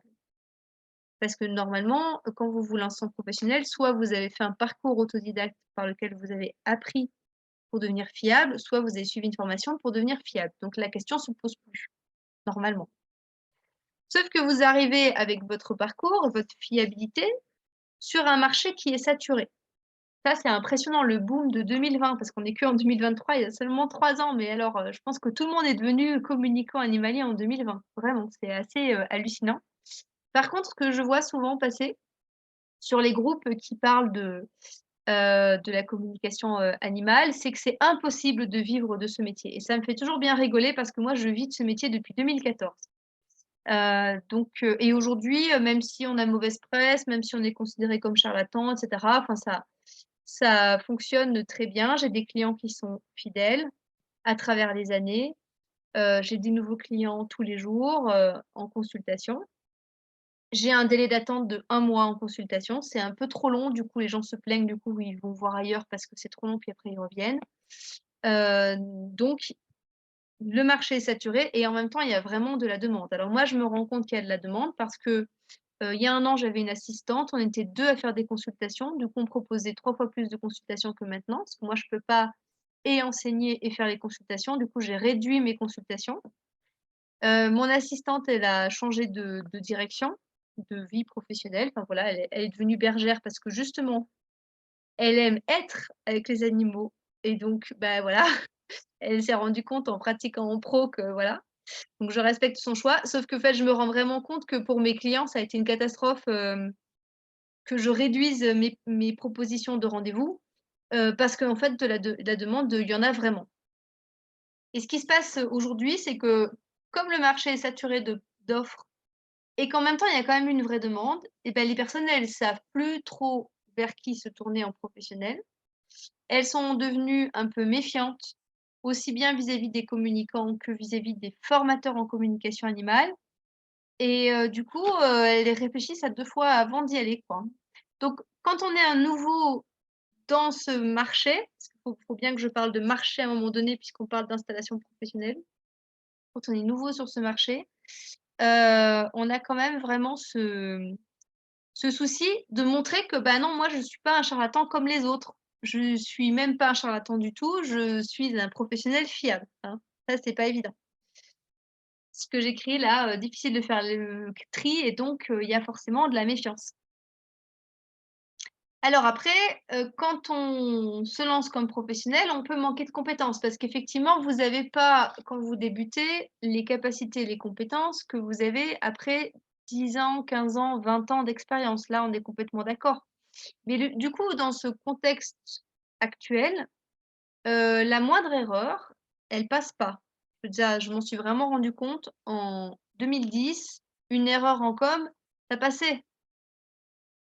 Là, aujourd'hui, c'est: «Ah non, mais je me suis fait avoir par un charlatan». C'est vraiment quelque chose qui est plus fréquent, plus voilà, aujourd'hui dans la vision des gens et c'est pas du tout agréable, en fait, quand on fait tout ce qu'on peut pour faire du bon travail, qu'on essaye d'être fiable, et qu'on a juste fait une erreur et ça arrive de faire des erreurs, qu'on soit associé à d'autres personnes qui n'ont pas autant de scrupules ou qui sont, pour le coup, vraiment pas compétentes parce qu'il y en a. Mais par contre, c'est quelque chose, qui arrive. Et donc on se retrouve associé à voilà, une image qu'on n'a pas envie de, se coller. Voilà, alors paradoxalement, mon installation, elle a été très facile. Hem, alors j'ai fait 2 installations. Une installation en 2014 dans laquelle j'ai donné que de la formation et j'ai travaillé pour d'autres personnes. Et une deuxième installation en 2017 avec mon propre nom. Parce que du coup, en 2014, bah, quand même, j'avais l'avantage d'être associée au nom de quelqu'un d'autre. Donc en 2017, je suis repartie à zéro. Et c'est en 2017, en repartant à zéro, avec seulement des consultations, donc pas de formation, que des consultations, qu'en 3 mois d'activité, je suis parvenue à avoir un salaire, qui répondait à mes besoins et à ceux de mes 3 enfants, parce qu'à ce moment-là, j'étais célibataire avec mes 3 enfants et donc j'avais intérêt à ce que ça marche quand même, ça motive un peu quand on est mère. Il y en a sûrement qui m'écoutent là, qu'on a trouvé une solution parce qu'on est seul avec ses 3 enfants, on trouve la solution. Mais surtout quand même, alors que mon nom était connu nulle part puisque j'avais toujours travaillé sous le nom de quelqu'un d'autre, pour quelqu'un d'autre, j'ai réussi en 3 mois à atteindre, le chiffre d'affaires qu'il fallait pour me mettre en sécurité alimentaire et mettre mes enfants en sécurité alimentaire. Donc pourquoi ça a été facile? Parce que moi, c'est ce que j'appelle facile. C'est-à-dire j'ai toujours eu le statut de travailleur indépendant depuis que j'ai 19 ans, donc j'ai jamais connu le salariat. Je pense pas avoir déjà lancé une activité qui en 3 mois soit satisfaisante sur le niveau, du salaire en étant indépendante. Parce que j'ai lancé plusieurs, activités dans ma vie, active depuis mes 18 ans. Eh bien, ça a été facile parce qu'en fait, à ce moment-là, en 2017, j'avais un réseau de professionnels autour de moi, donc des ostéopathes, des éducateurs canins, des vétérinaires qui étaient prêts à me recommander à leurs clients et à parler de mon travail à leurs clients. Et ça, c'est hyper précieux et c'est vraiment un grand atout de la réussite si vous arrivez à convaincre, d'autres professionnels de l'animal, de la fiabilité de vos résultats, si vous pouvez leur prouver que vous avez des super résultats, eh bien, ils vont très vite comprendre l'intérêt qu'ils ont à travailler avec vous parce que vous êtes complémentaires avec leur métier à eux et du coup, ils vont, assez facilement vous recommander. Pas systématiquement, c'est pas des marchands de tapis non plus, mais quand ils le jugent nécessaire. Et je peux vous dire que quand c'est un vétérinaire qui me recommande, le client, il se pose pas la question de savoir s'il croit ou s'il croit pas à la com animale. C'est son vétérinaire qui l'a dit, donc il m'appelle, même si il en a jamais entendu parler et que ça lui semble bizarre que ce soit à distance. Donc ça, c'est un point très important.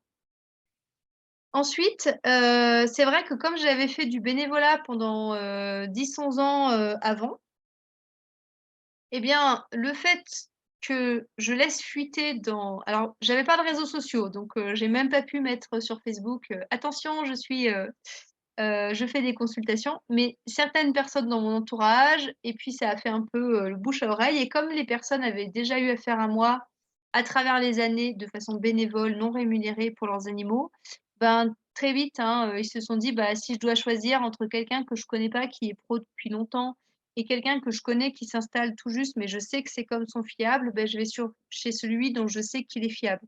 Donc ça a été hyper rapide. Bon alors ensuite, j'avais déjà, comme je vous l'ai dit tout à l'heure, toutes les connaissances, générales sur les animaux et donc des compétences aussi, autres que la communication animale qui m'ont été utiles. Et donc tout ça, ça a permis que ça soit fluide, ça soit facile. Malgré que, c'est compliqué pour la plupart des communicants et même ceux qui se sont, lancés en même temps que moi. Donc c'est vraiment se dire: «Mais tiens, toute la période, heu, dans laquelle je réfléchis mon installation professionnelle, donc avant la formation, pendant la formation, avant de se lancer, eh bien, je vais penser à 3 choses: me faire un réseau de professionnels qui connaissent mon travail et qui ont confiance en moi, me faire un réseau de clients potentiels, à qui je vais faire des communications gratuites pour apprendre, mais qui reviendront vers moi de toute façon si, ils en ont besoin et utiliser tout ce que j'ai à ma portée pour faire les plus grosses erreurs. Tant que je suis pas rémunérée, tant que je suis occupée d'apprendre, il faut faire les pires erreurs à ce moment-là. Je dis toujours à mes étudiants: «Faites toutes vos erreurs pendant la formation». Parce que pendant la formation, ça n'a aucune conséquence, c'est pas grave. Les propriétaires des animaux, ils savent que vous êtes pas pro, donc s'ils ont un doute, ils vont appeler un pro pour vérifier. Il y a des formateurs autour qui vous encadrent et donc c'est le moment de faire des erreurs parce qu'en fait, quand vous faites une erreur, vous la faites pas 2 fois, hein. En général, on apprend beaucoup mieux quand on s'est bien planté que, quand tout va bien.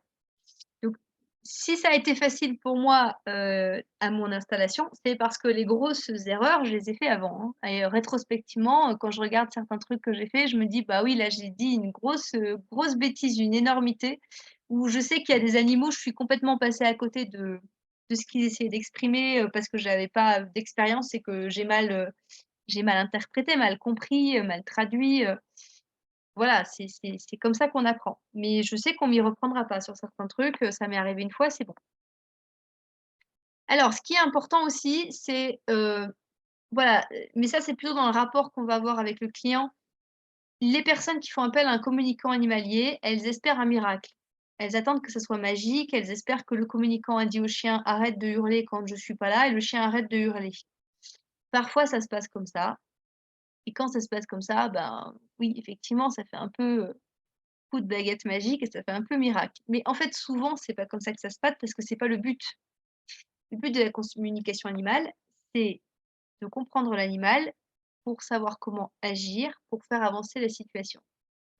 Et donc, le communicant animalier, son rôle est d'accompagner la personne à opérer ce changement avec bienveillance, tout en veillant au bien-être de l'animal, puisque in fine, ce qu'on recherche, c'est de répondre aux attentes et aux besoins de l'animal pour qu'il se sente mieux et si l'animal se sent mieux, la personne se sent mieux.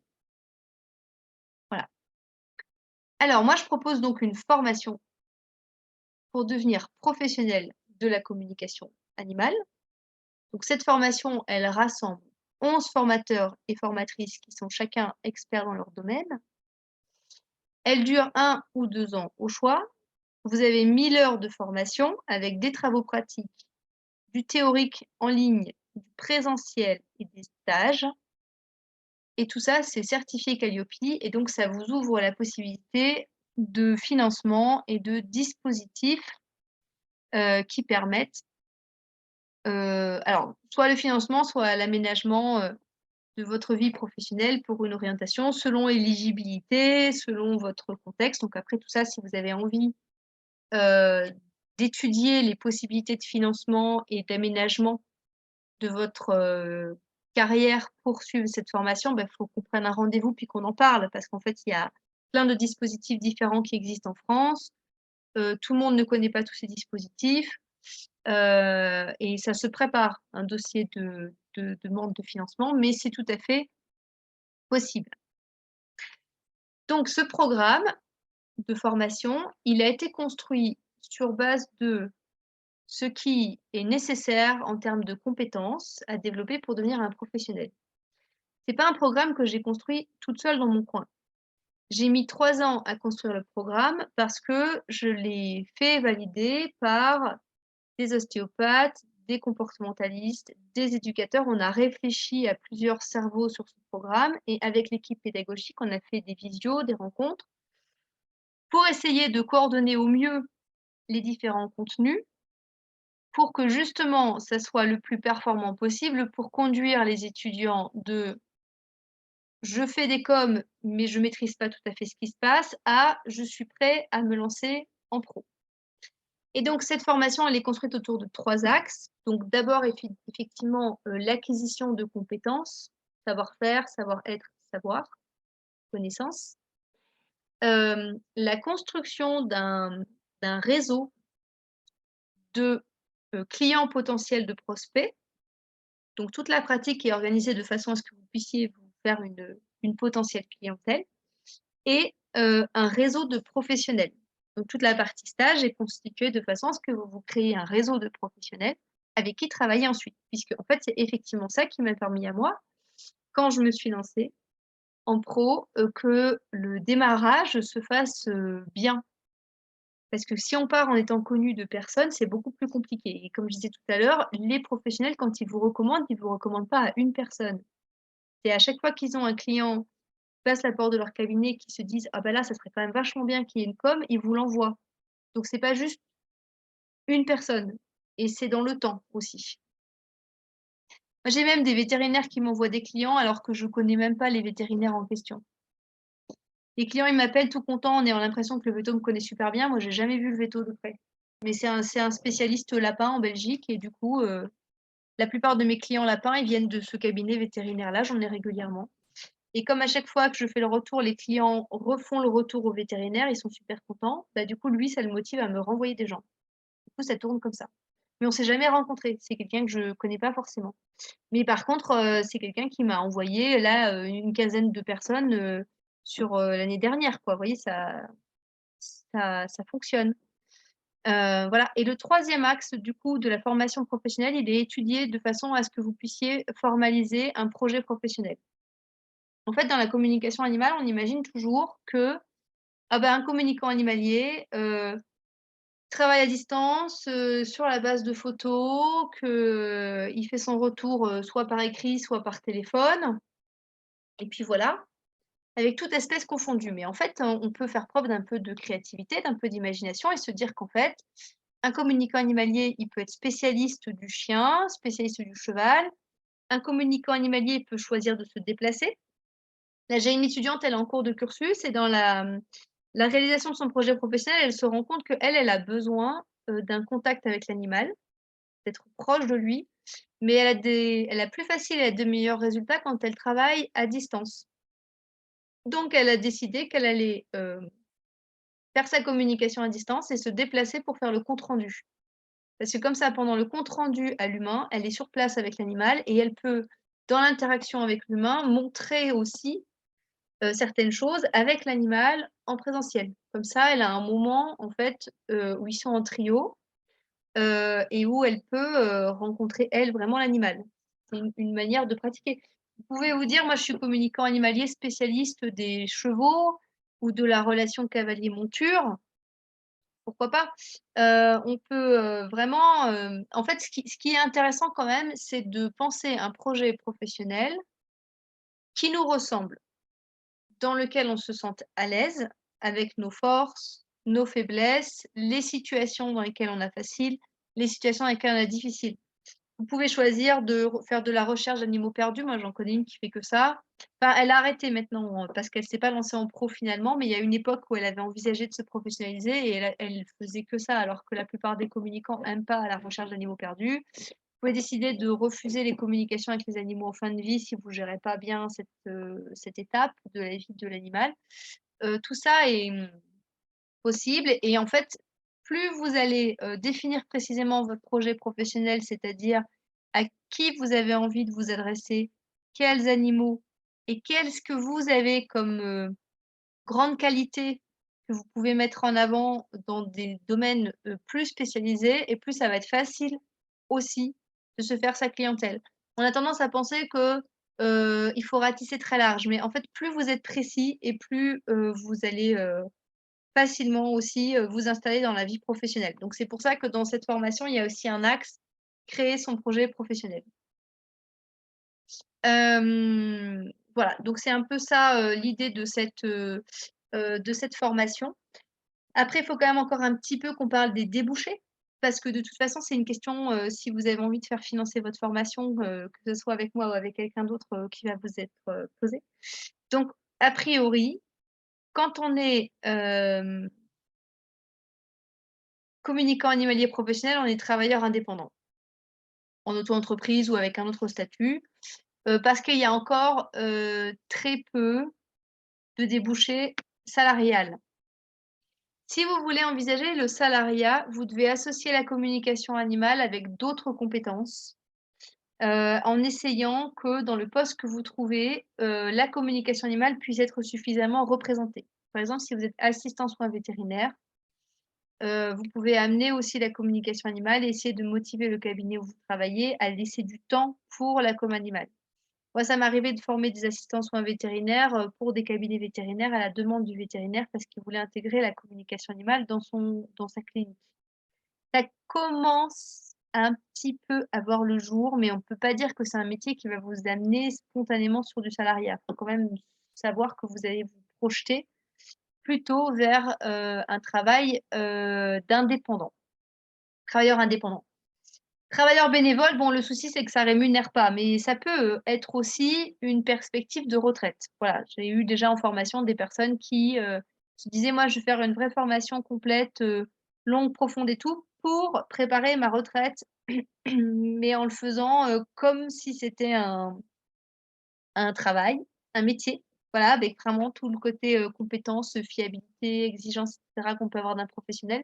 Sauf que quand on est enfin là, pour cette personne en tout cas, il y avait pas l'enjeu financier donc ça lui permettait de le faire en tant que bénévole. Maintenant a priori, si vous êtes, professionnel et que vous voulez vous rémunérer, ça va être, en tant que travailleur, indépendant. Donc je vais maintenant, prendre un peu de temps pour répondre à toutes vos questions. J'allume la lumière et je reviens, parce que sinon vous allez plus me voir.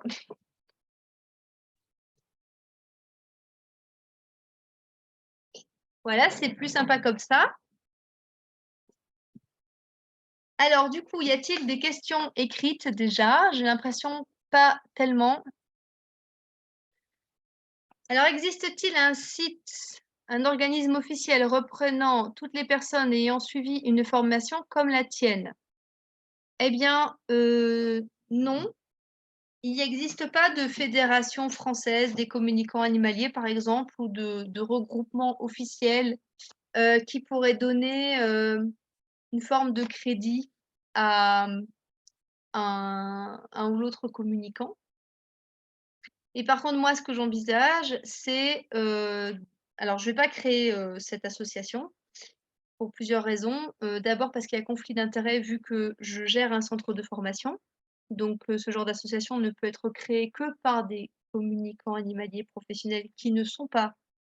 Enfin si, il y a bien un directeur de centre de formation qui finira par le faire, mais moi je trouve que c'est pas cohérent avec mon éthique, donc je le ferai pas. Donc peut-être un jour il y aura ce genre d'organisme, ou d'association et que en fait ça permettra de que les formations fiables soient référencées. Maintenant, il existe quand même une certification officielle qui détermine qu'une formation est bien une formation et c'est la certification Qualiopi. Et la certification Qualiopi, on n'est que 2, en communication animale à l'avoir obtenue. Hem, alors, peut-on mobiliser un compte CPF pour le financement de la formation? Alors non, parce que le compte CPF, donne accès aux formations qui sont inscrites au RNCP, donc le répertoire national des compétences professionnelles, ou inscrites au RS, donc le répertoire spécifique. Et le répertoire spécifique concerne des compétences propres à un métier. Donc, c'est pas le métier, mais c'est la formation qui est inscrite. Parce qu'après, quand le métier existe, c'est-à-dire qu'il fait partie de la chambre des métiers, à ce moment-là, il est protégé. Il y a un accès à la profession et du coup, il y a un diplôme d'État. Mais du coup, à ce moment-là, les centres de formation sont gérés, entre autres, par l'éducation nationale ou les universités, etc. Donc, ce qu'on peut imaginer pour la communication animale, c'est qu'à un moment donné, il y ait une inscription au RNCP d'une formation comme la mienne, par exemple. Mais pour qu'une formation comme la mienne soit inscrite au RNCP, il faut d'abord que j'ai formé et diplômé ou certifié, pas certifié, mais validé un nombre suffisamment important de personnes, on appelle ça des cohortes. Et il faut qu'on puisse faire des statistiques sur le retour à l'emploi de ces personnes qui ont été validées, pour déterminer qu'en fait cette formation, elle permet aux personnes de développer des compétences propres à un métier et à ce moment-là, elle pourrait être inscrite au RNCP. Et donc c'est un projet qui est envisageable d'ici une dizaine d'années, puisqu'il faut avoir suffisamment de monde, qui se soit lancé en pro après la formation. Donc ça, c'est un travail de longue haleine. Et si la formation s'inscrit au répertoire spécifique, bah, ça peut pas être la formation longue, puisque la formation longue, elle dispense à une installation professionnelle. Enfin, elle amène à une formation professionnelle. Ça peut être une formation courte, mais par exemple spécialisée pour les vétérinaires, pour les ostéopathes, pour les éducateurs ou pour les soigneurs animaliers.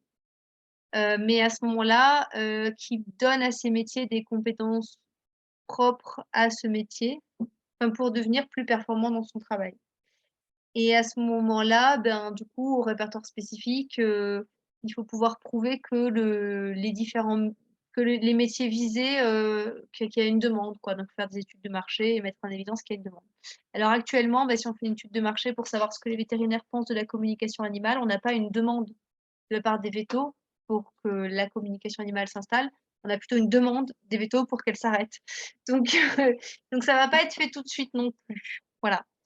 Il faut savoir que le CPF, c'est presque, je dirais, une arnaque, puisque l'État vous dit on a beaucoup de sous à distribuer pour votre formation. Il suffit que le centre de formation fasse des efforts pour que vous puissiez utiliser votre argent, alors qu'en fait, les formations que propose le CPF, ça va être votre permis poids lourd, formation pour être boucher-traiteur, des choses très basiques, et il valide les formations. Il retire aussi la certification formation selon les offres d'emploi disponibles. Donc en fait, les marchés qui sont saturés, ben, ils retirent les certifications au centre, aux formations, et les marchés où il y a de la demande, ben, ils les donnent plus facilement. Ils en refusent 9 sur 10. Donc voilà, c'est un peu. Alors, peut-on suivre uniquement certains modules de formation selon les besoins? Certains modules, pas tous. Donc ça, il faudrait qu'on en discute. Faudrait que j'ai une idée effectivement déjà des besoins qui seraient, les vôtres, Patricia. Alors en fait, ce à quoi je suis occupée de penser, mais c'est vraiment tout frais comme idée dans ma tête, c'est que je commence à avoir des professionnels, qui se sont donc lancés en communicant animalier depuis plus ou moins longtemps, qui rencontrent des difficultés et qui du coup effectivement, se rendent compte qu'ils ont certaines compétences qui sont pas suffisamment développées. Et qui du coup aimeraient avoir des modules, un peu comme de la formation continue en fait, pour continuer de progresser.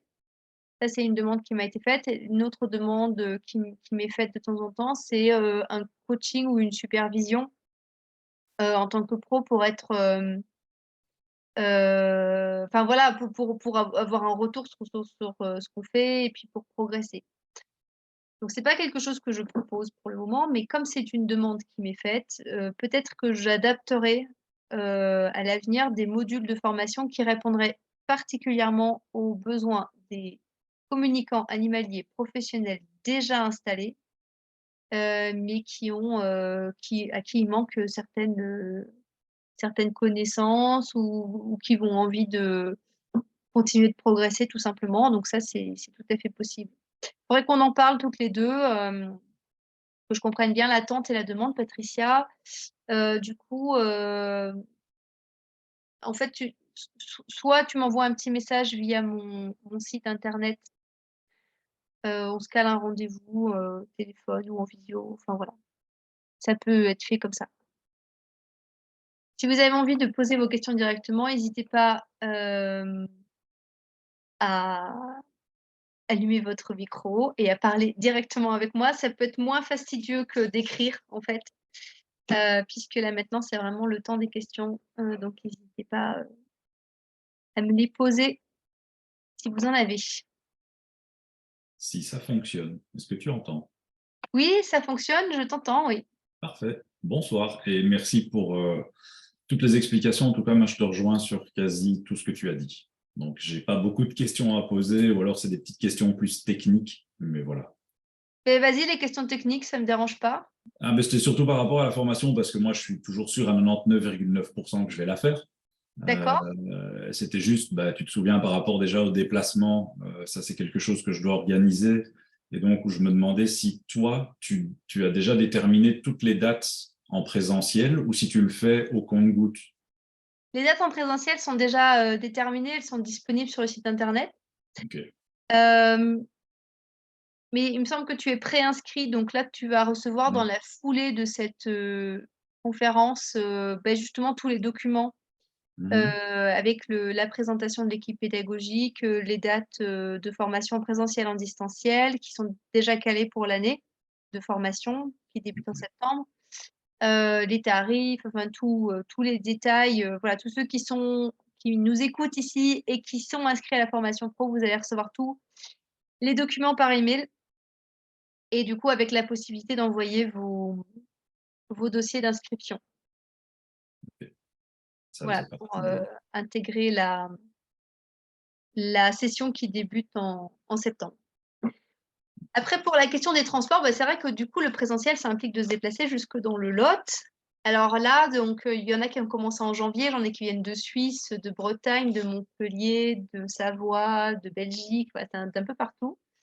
Et là, le déplacement, c'est toujours une appréhension pour tout le monde et encore plus maintenant depuis qu'il y a eu le confinement, le prix de l'essence, le Covid et l'écologie. Là, c'est vraiment le truc, qui semble compliqué et en fait, ça s'organise mais super bien et j'ai donné un des modules de formation, là, la semaine dernière et on se faisait la réflexion avec les participants qu'il faudrait que je fasse une page sur mon site avec toutes les solutions que les étudiants précédents ont déjà testées, approuvées, pas approuvées. Enfin, voilà, il faudrait qu'on prenne un peu le temps de mettre ça en place, mais en fait, il y en a qui descendent en covoiturage, il y en a qui descendent en train jusqu'à une certaine étape du trajet, puis il y a un autre étudiant qui passe le chercher à la gare, ils font la suite ensemble. Il y en a qui font du stop. Il y en a quand même pas mal qui arrivent en train jusqu'à assez proche du centre de formation et après pour tout ce qui est hébergement, il y a un gîte juste à côté où tout le monde peut loger pour 17 € par nuit, par personne. Donc c'est une offre qui est, voilà, très basse par rapport au prix, normal d'un gîte et en plus ça permet d'être avec les autres étudiants. Du coup d'avoir aussi, des moments d'échange, en dehors de la formation, mais qui sont très enrichissants parce qu'en fait, il y a quand même beaucoup d'entraide aussi entre les étudiants. Je pense que ça participe beaucoup à notre, apprentissage, à notre progression, le fait d'être dans un groupe qui fonctionne bien et qui est de l'entraide. Voilà, mais du coup, c'est vrai que faut que je trouve le temps de le faire, mais je ferais bien, ouais, comment arriver sur place, comment, s'héberger, tout ça. Ça peut se débrouiller, on est grand. C'est juste pour savoir s'il y Oui, a... mais en fait, on peut se débrouiller, on est grand, mais en fait, je comprends que c'est une inquiétude et en plus, si on met les gens en réseau avant la formation, c'est quand même plus chouette. Mhm, Voilà. tout à fait. Hem, donc voilà pour la question technique. Est-ce qu'il y a d'autres questions? Donc n'hésitez pas à prendre le micro. Bonjour. Bonjour, Bess. Hem, j'ai 3 questions. Ouais. Du coup, une qui relie, la question précédente. Est-ce que du coup, au niveau des financements Pôle emploi, par exemple, ils prennent, en charge, certains trajets ou hébergements? Est-ce que tu as déjà eu, parce que je sais que ça existe, mais est-ce qu'avec toi, ça fonctionne aussi? Oui, alors donc là, sur les 11 inscrits de janvier, il y en a 5 qui sont financés par Pôle emploi. Il y en a 2 dont les déplacements et l'hébergement est aussi pris en charge. Je sais pas pourquoi les 3 autres, c'est pas alors oui, les 3 autres, il y en a une qui n'en a pas besoin parce qu'elle habite dans le coin, donc elle a pas d'hébergement en soi.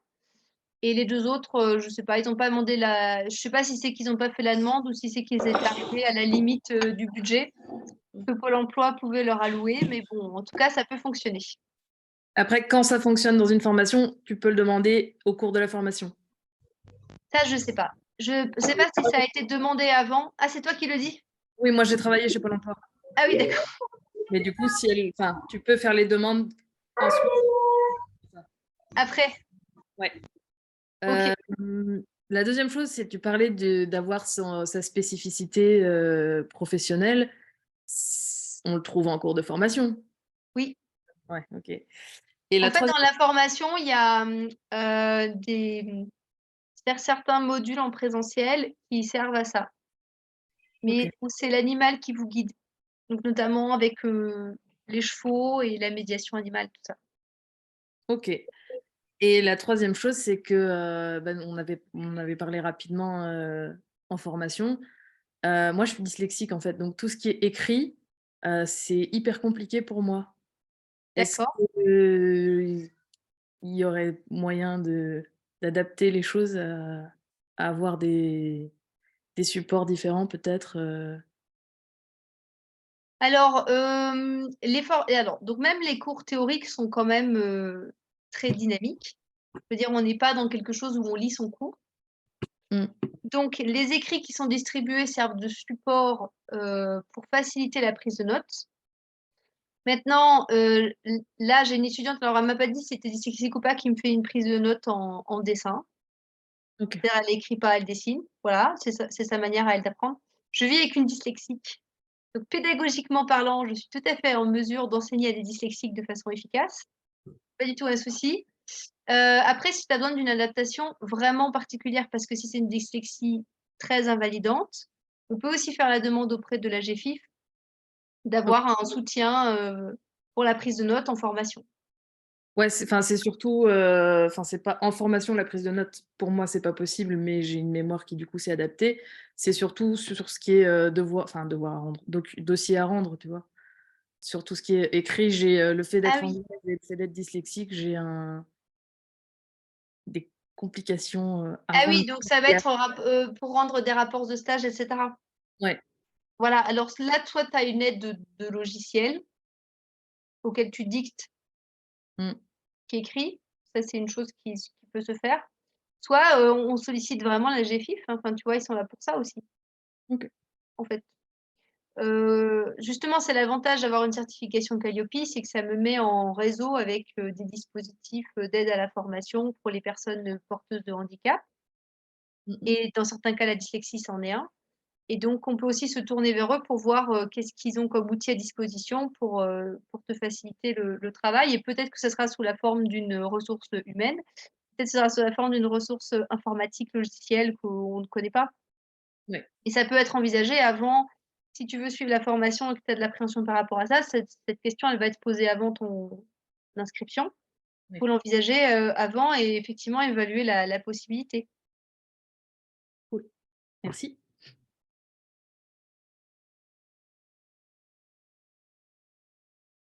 Y a-t-il d'autres questions sur, du coup, le contenu de la conférence, tout ça?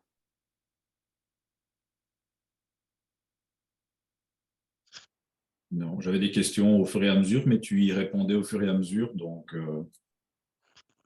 Beh, c'est très bien. Alors si vous n'avez pas de questions, donc je compte sur Patricia pour m'envoyer un petit message pour qu'on puisse, échanger. Je suis curieuse de comprendre le besoin qui est derrière cette demande et j'ai à cœur d'y répondre. Pour les autres, bah, j'espère que voilà, que ça vous a plu, cette conférence, que ça vous a éclairé si, vous étiez, comme bon, Bess et Sébastien déjà intéressés par la formation, hein, que ça vous a apporté des éléments éclairants, que ça vous a, nourri si vous êtes, installés ou vous avez envie de vous installer, que vous savez pas trop comment vous installer. Voilà, que ça vous a inspiré si vous avez, Si vous vous tâtez à savoir est-ce que cette voie professionnelle est pour moi ou non, il va y avoir un replay de cette conférence que du coup je vais pouvoir que je vais vous voilà, vous envoyer par email. Enfin, c'est surtout, je pense, pour les personnes qui étaient absentes. Et celles et ceux ici qui sont préinscrits à la formation pro, donc vous allez recevoir cette semaine les horaires définitifs, les dates définitives, enfin, toutes les infos dont vous avez besoin avant de m'envoyer votre dossier d'inscription si c'est bien votre choix de vous inscrire. Voilà. Alors, je vous remercie d'avoir participé Bah, merci beaucoup à toi. Merci à et toi. je vous souhaite une excellente soirée à Une tous et bonne toutes. soirée à toi et à bientôt. Merci. À bientôt. Au Au revoir. revoir. Au revoir. Au revoir tout le monde. Bonne soirée.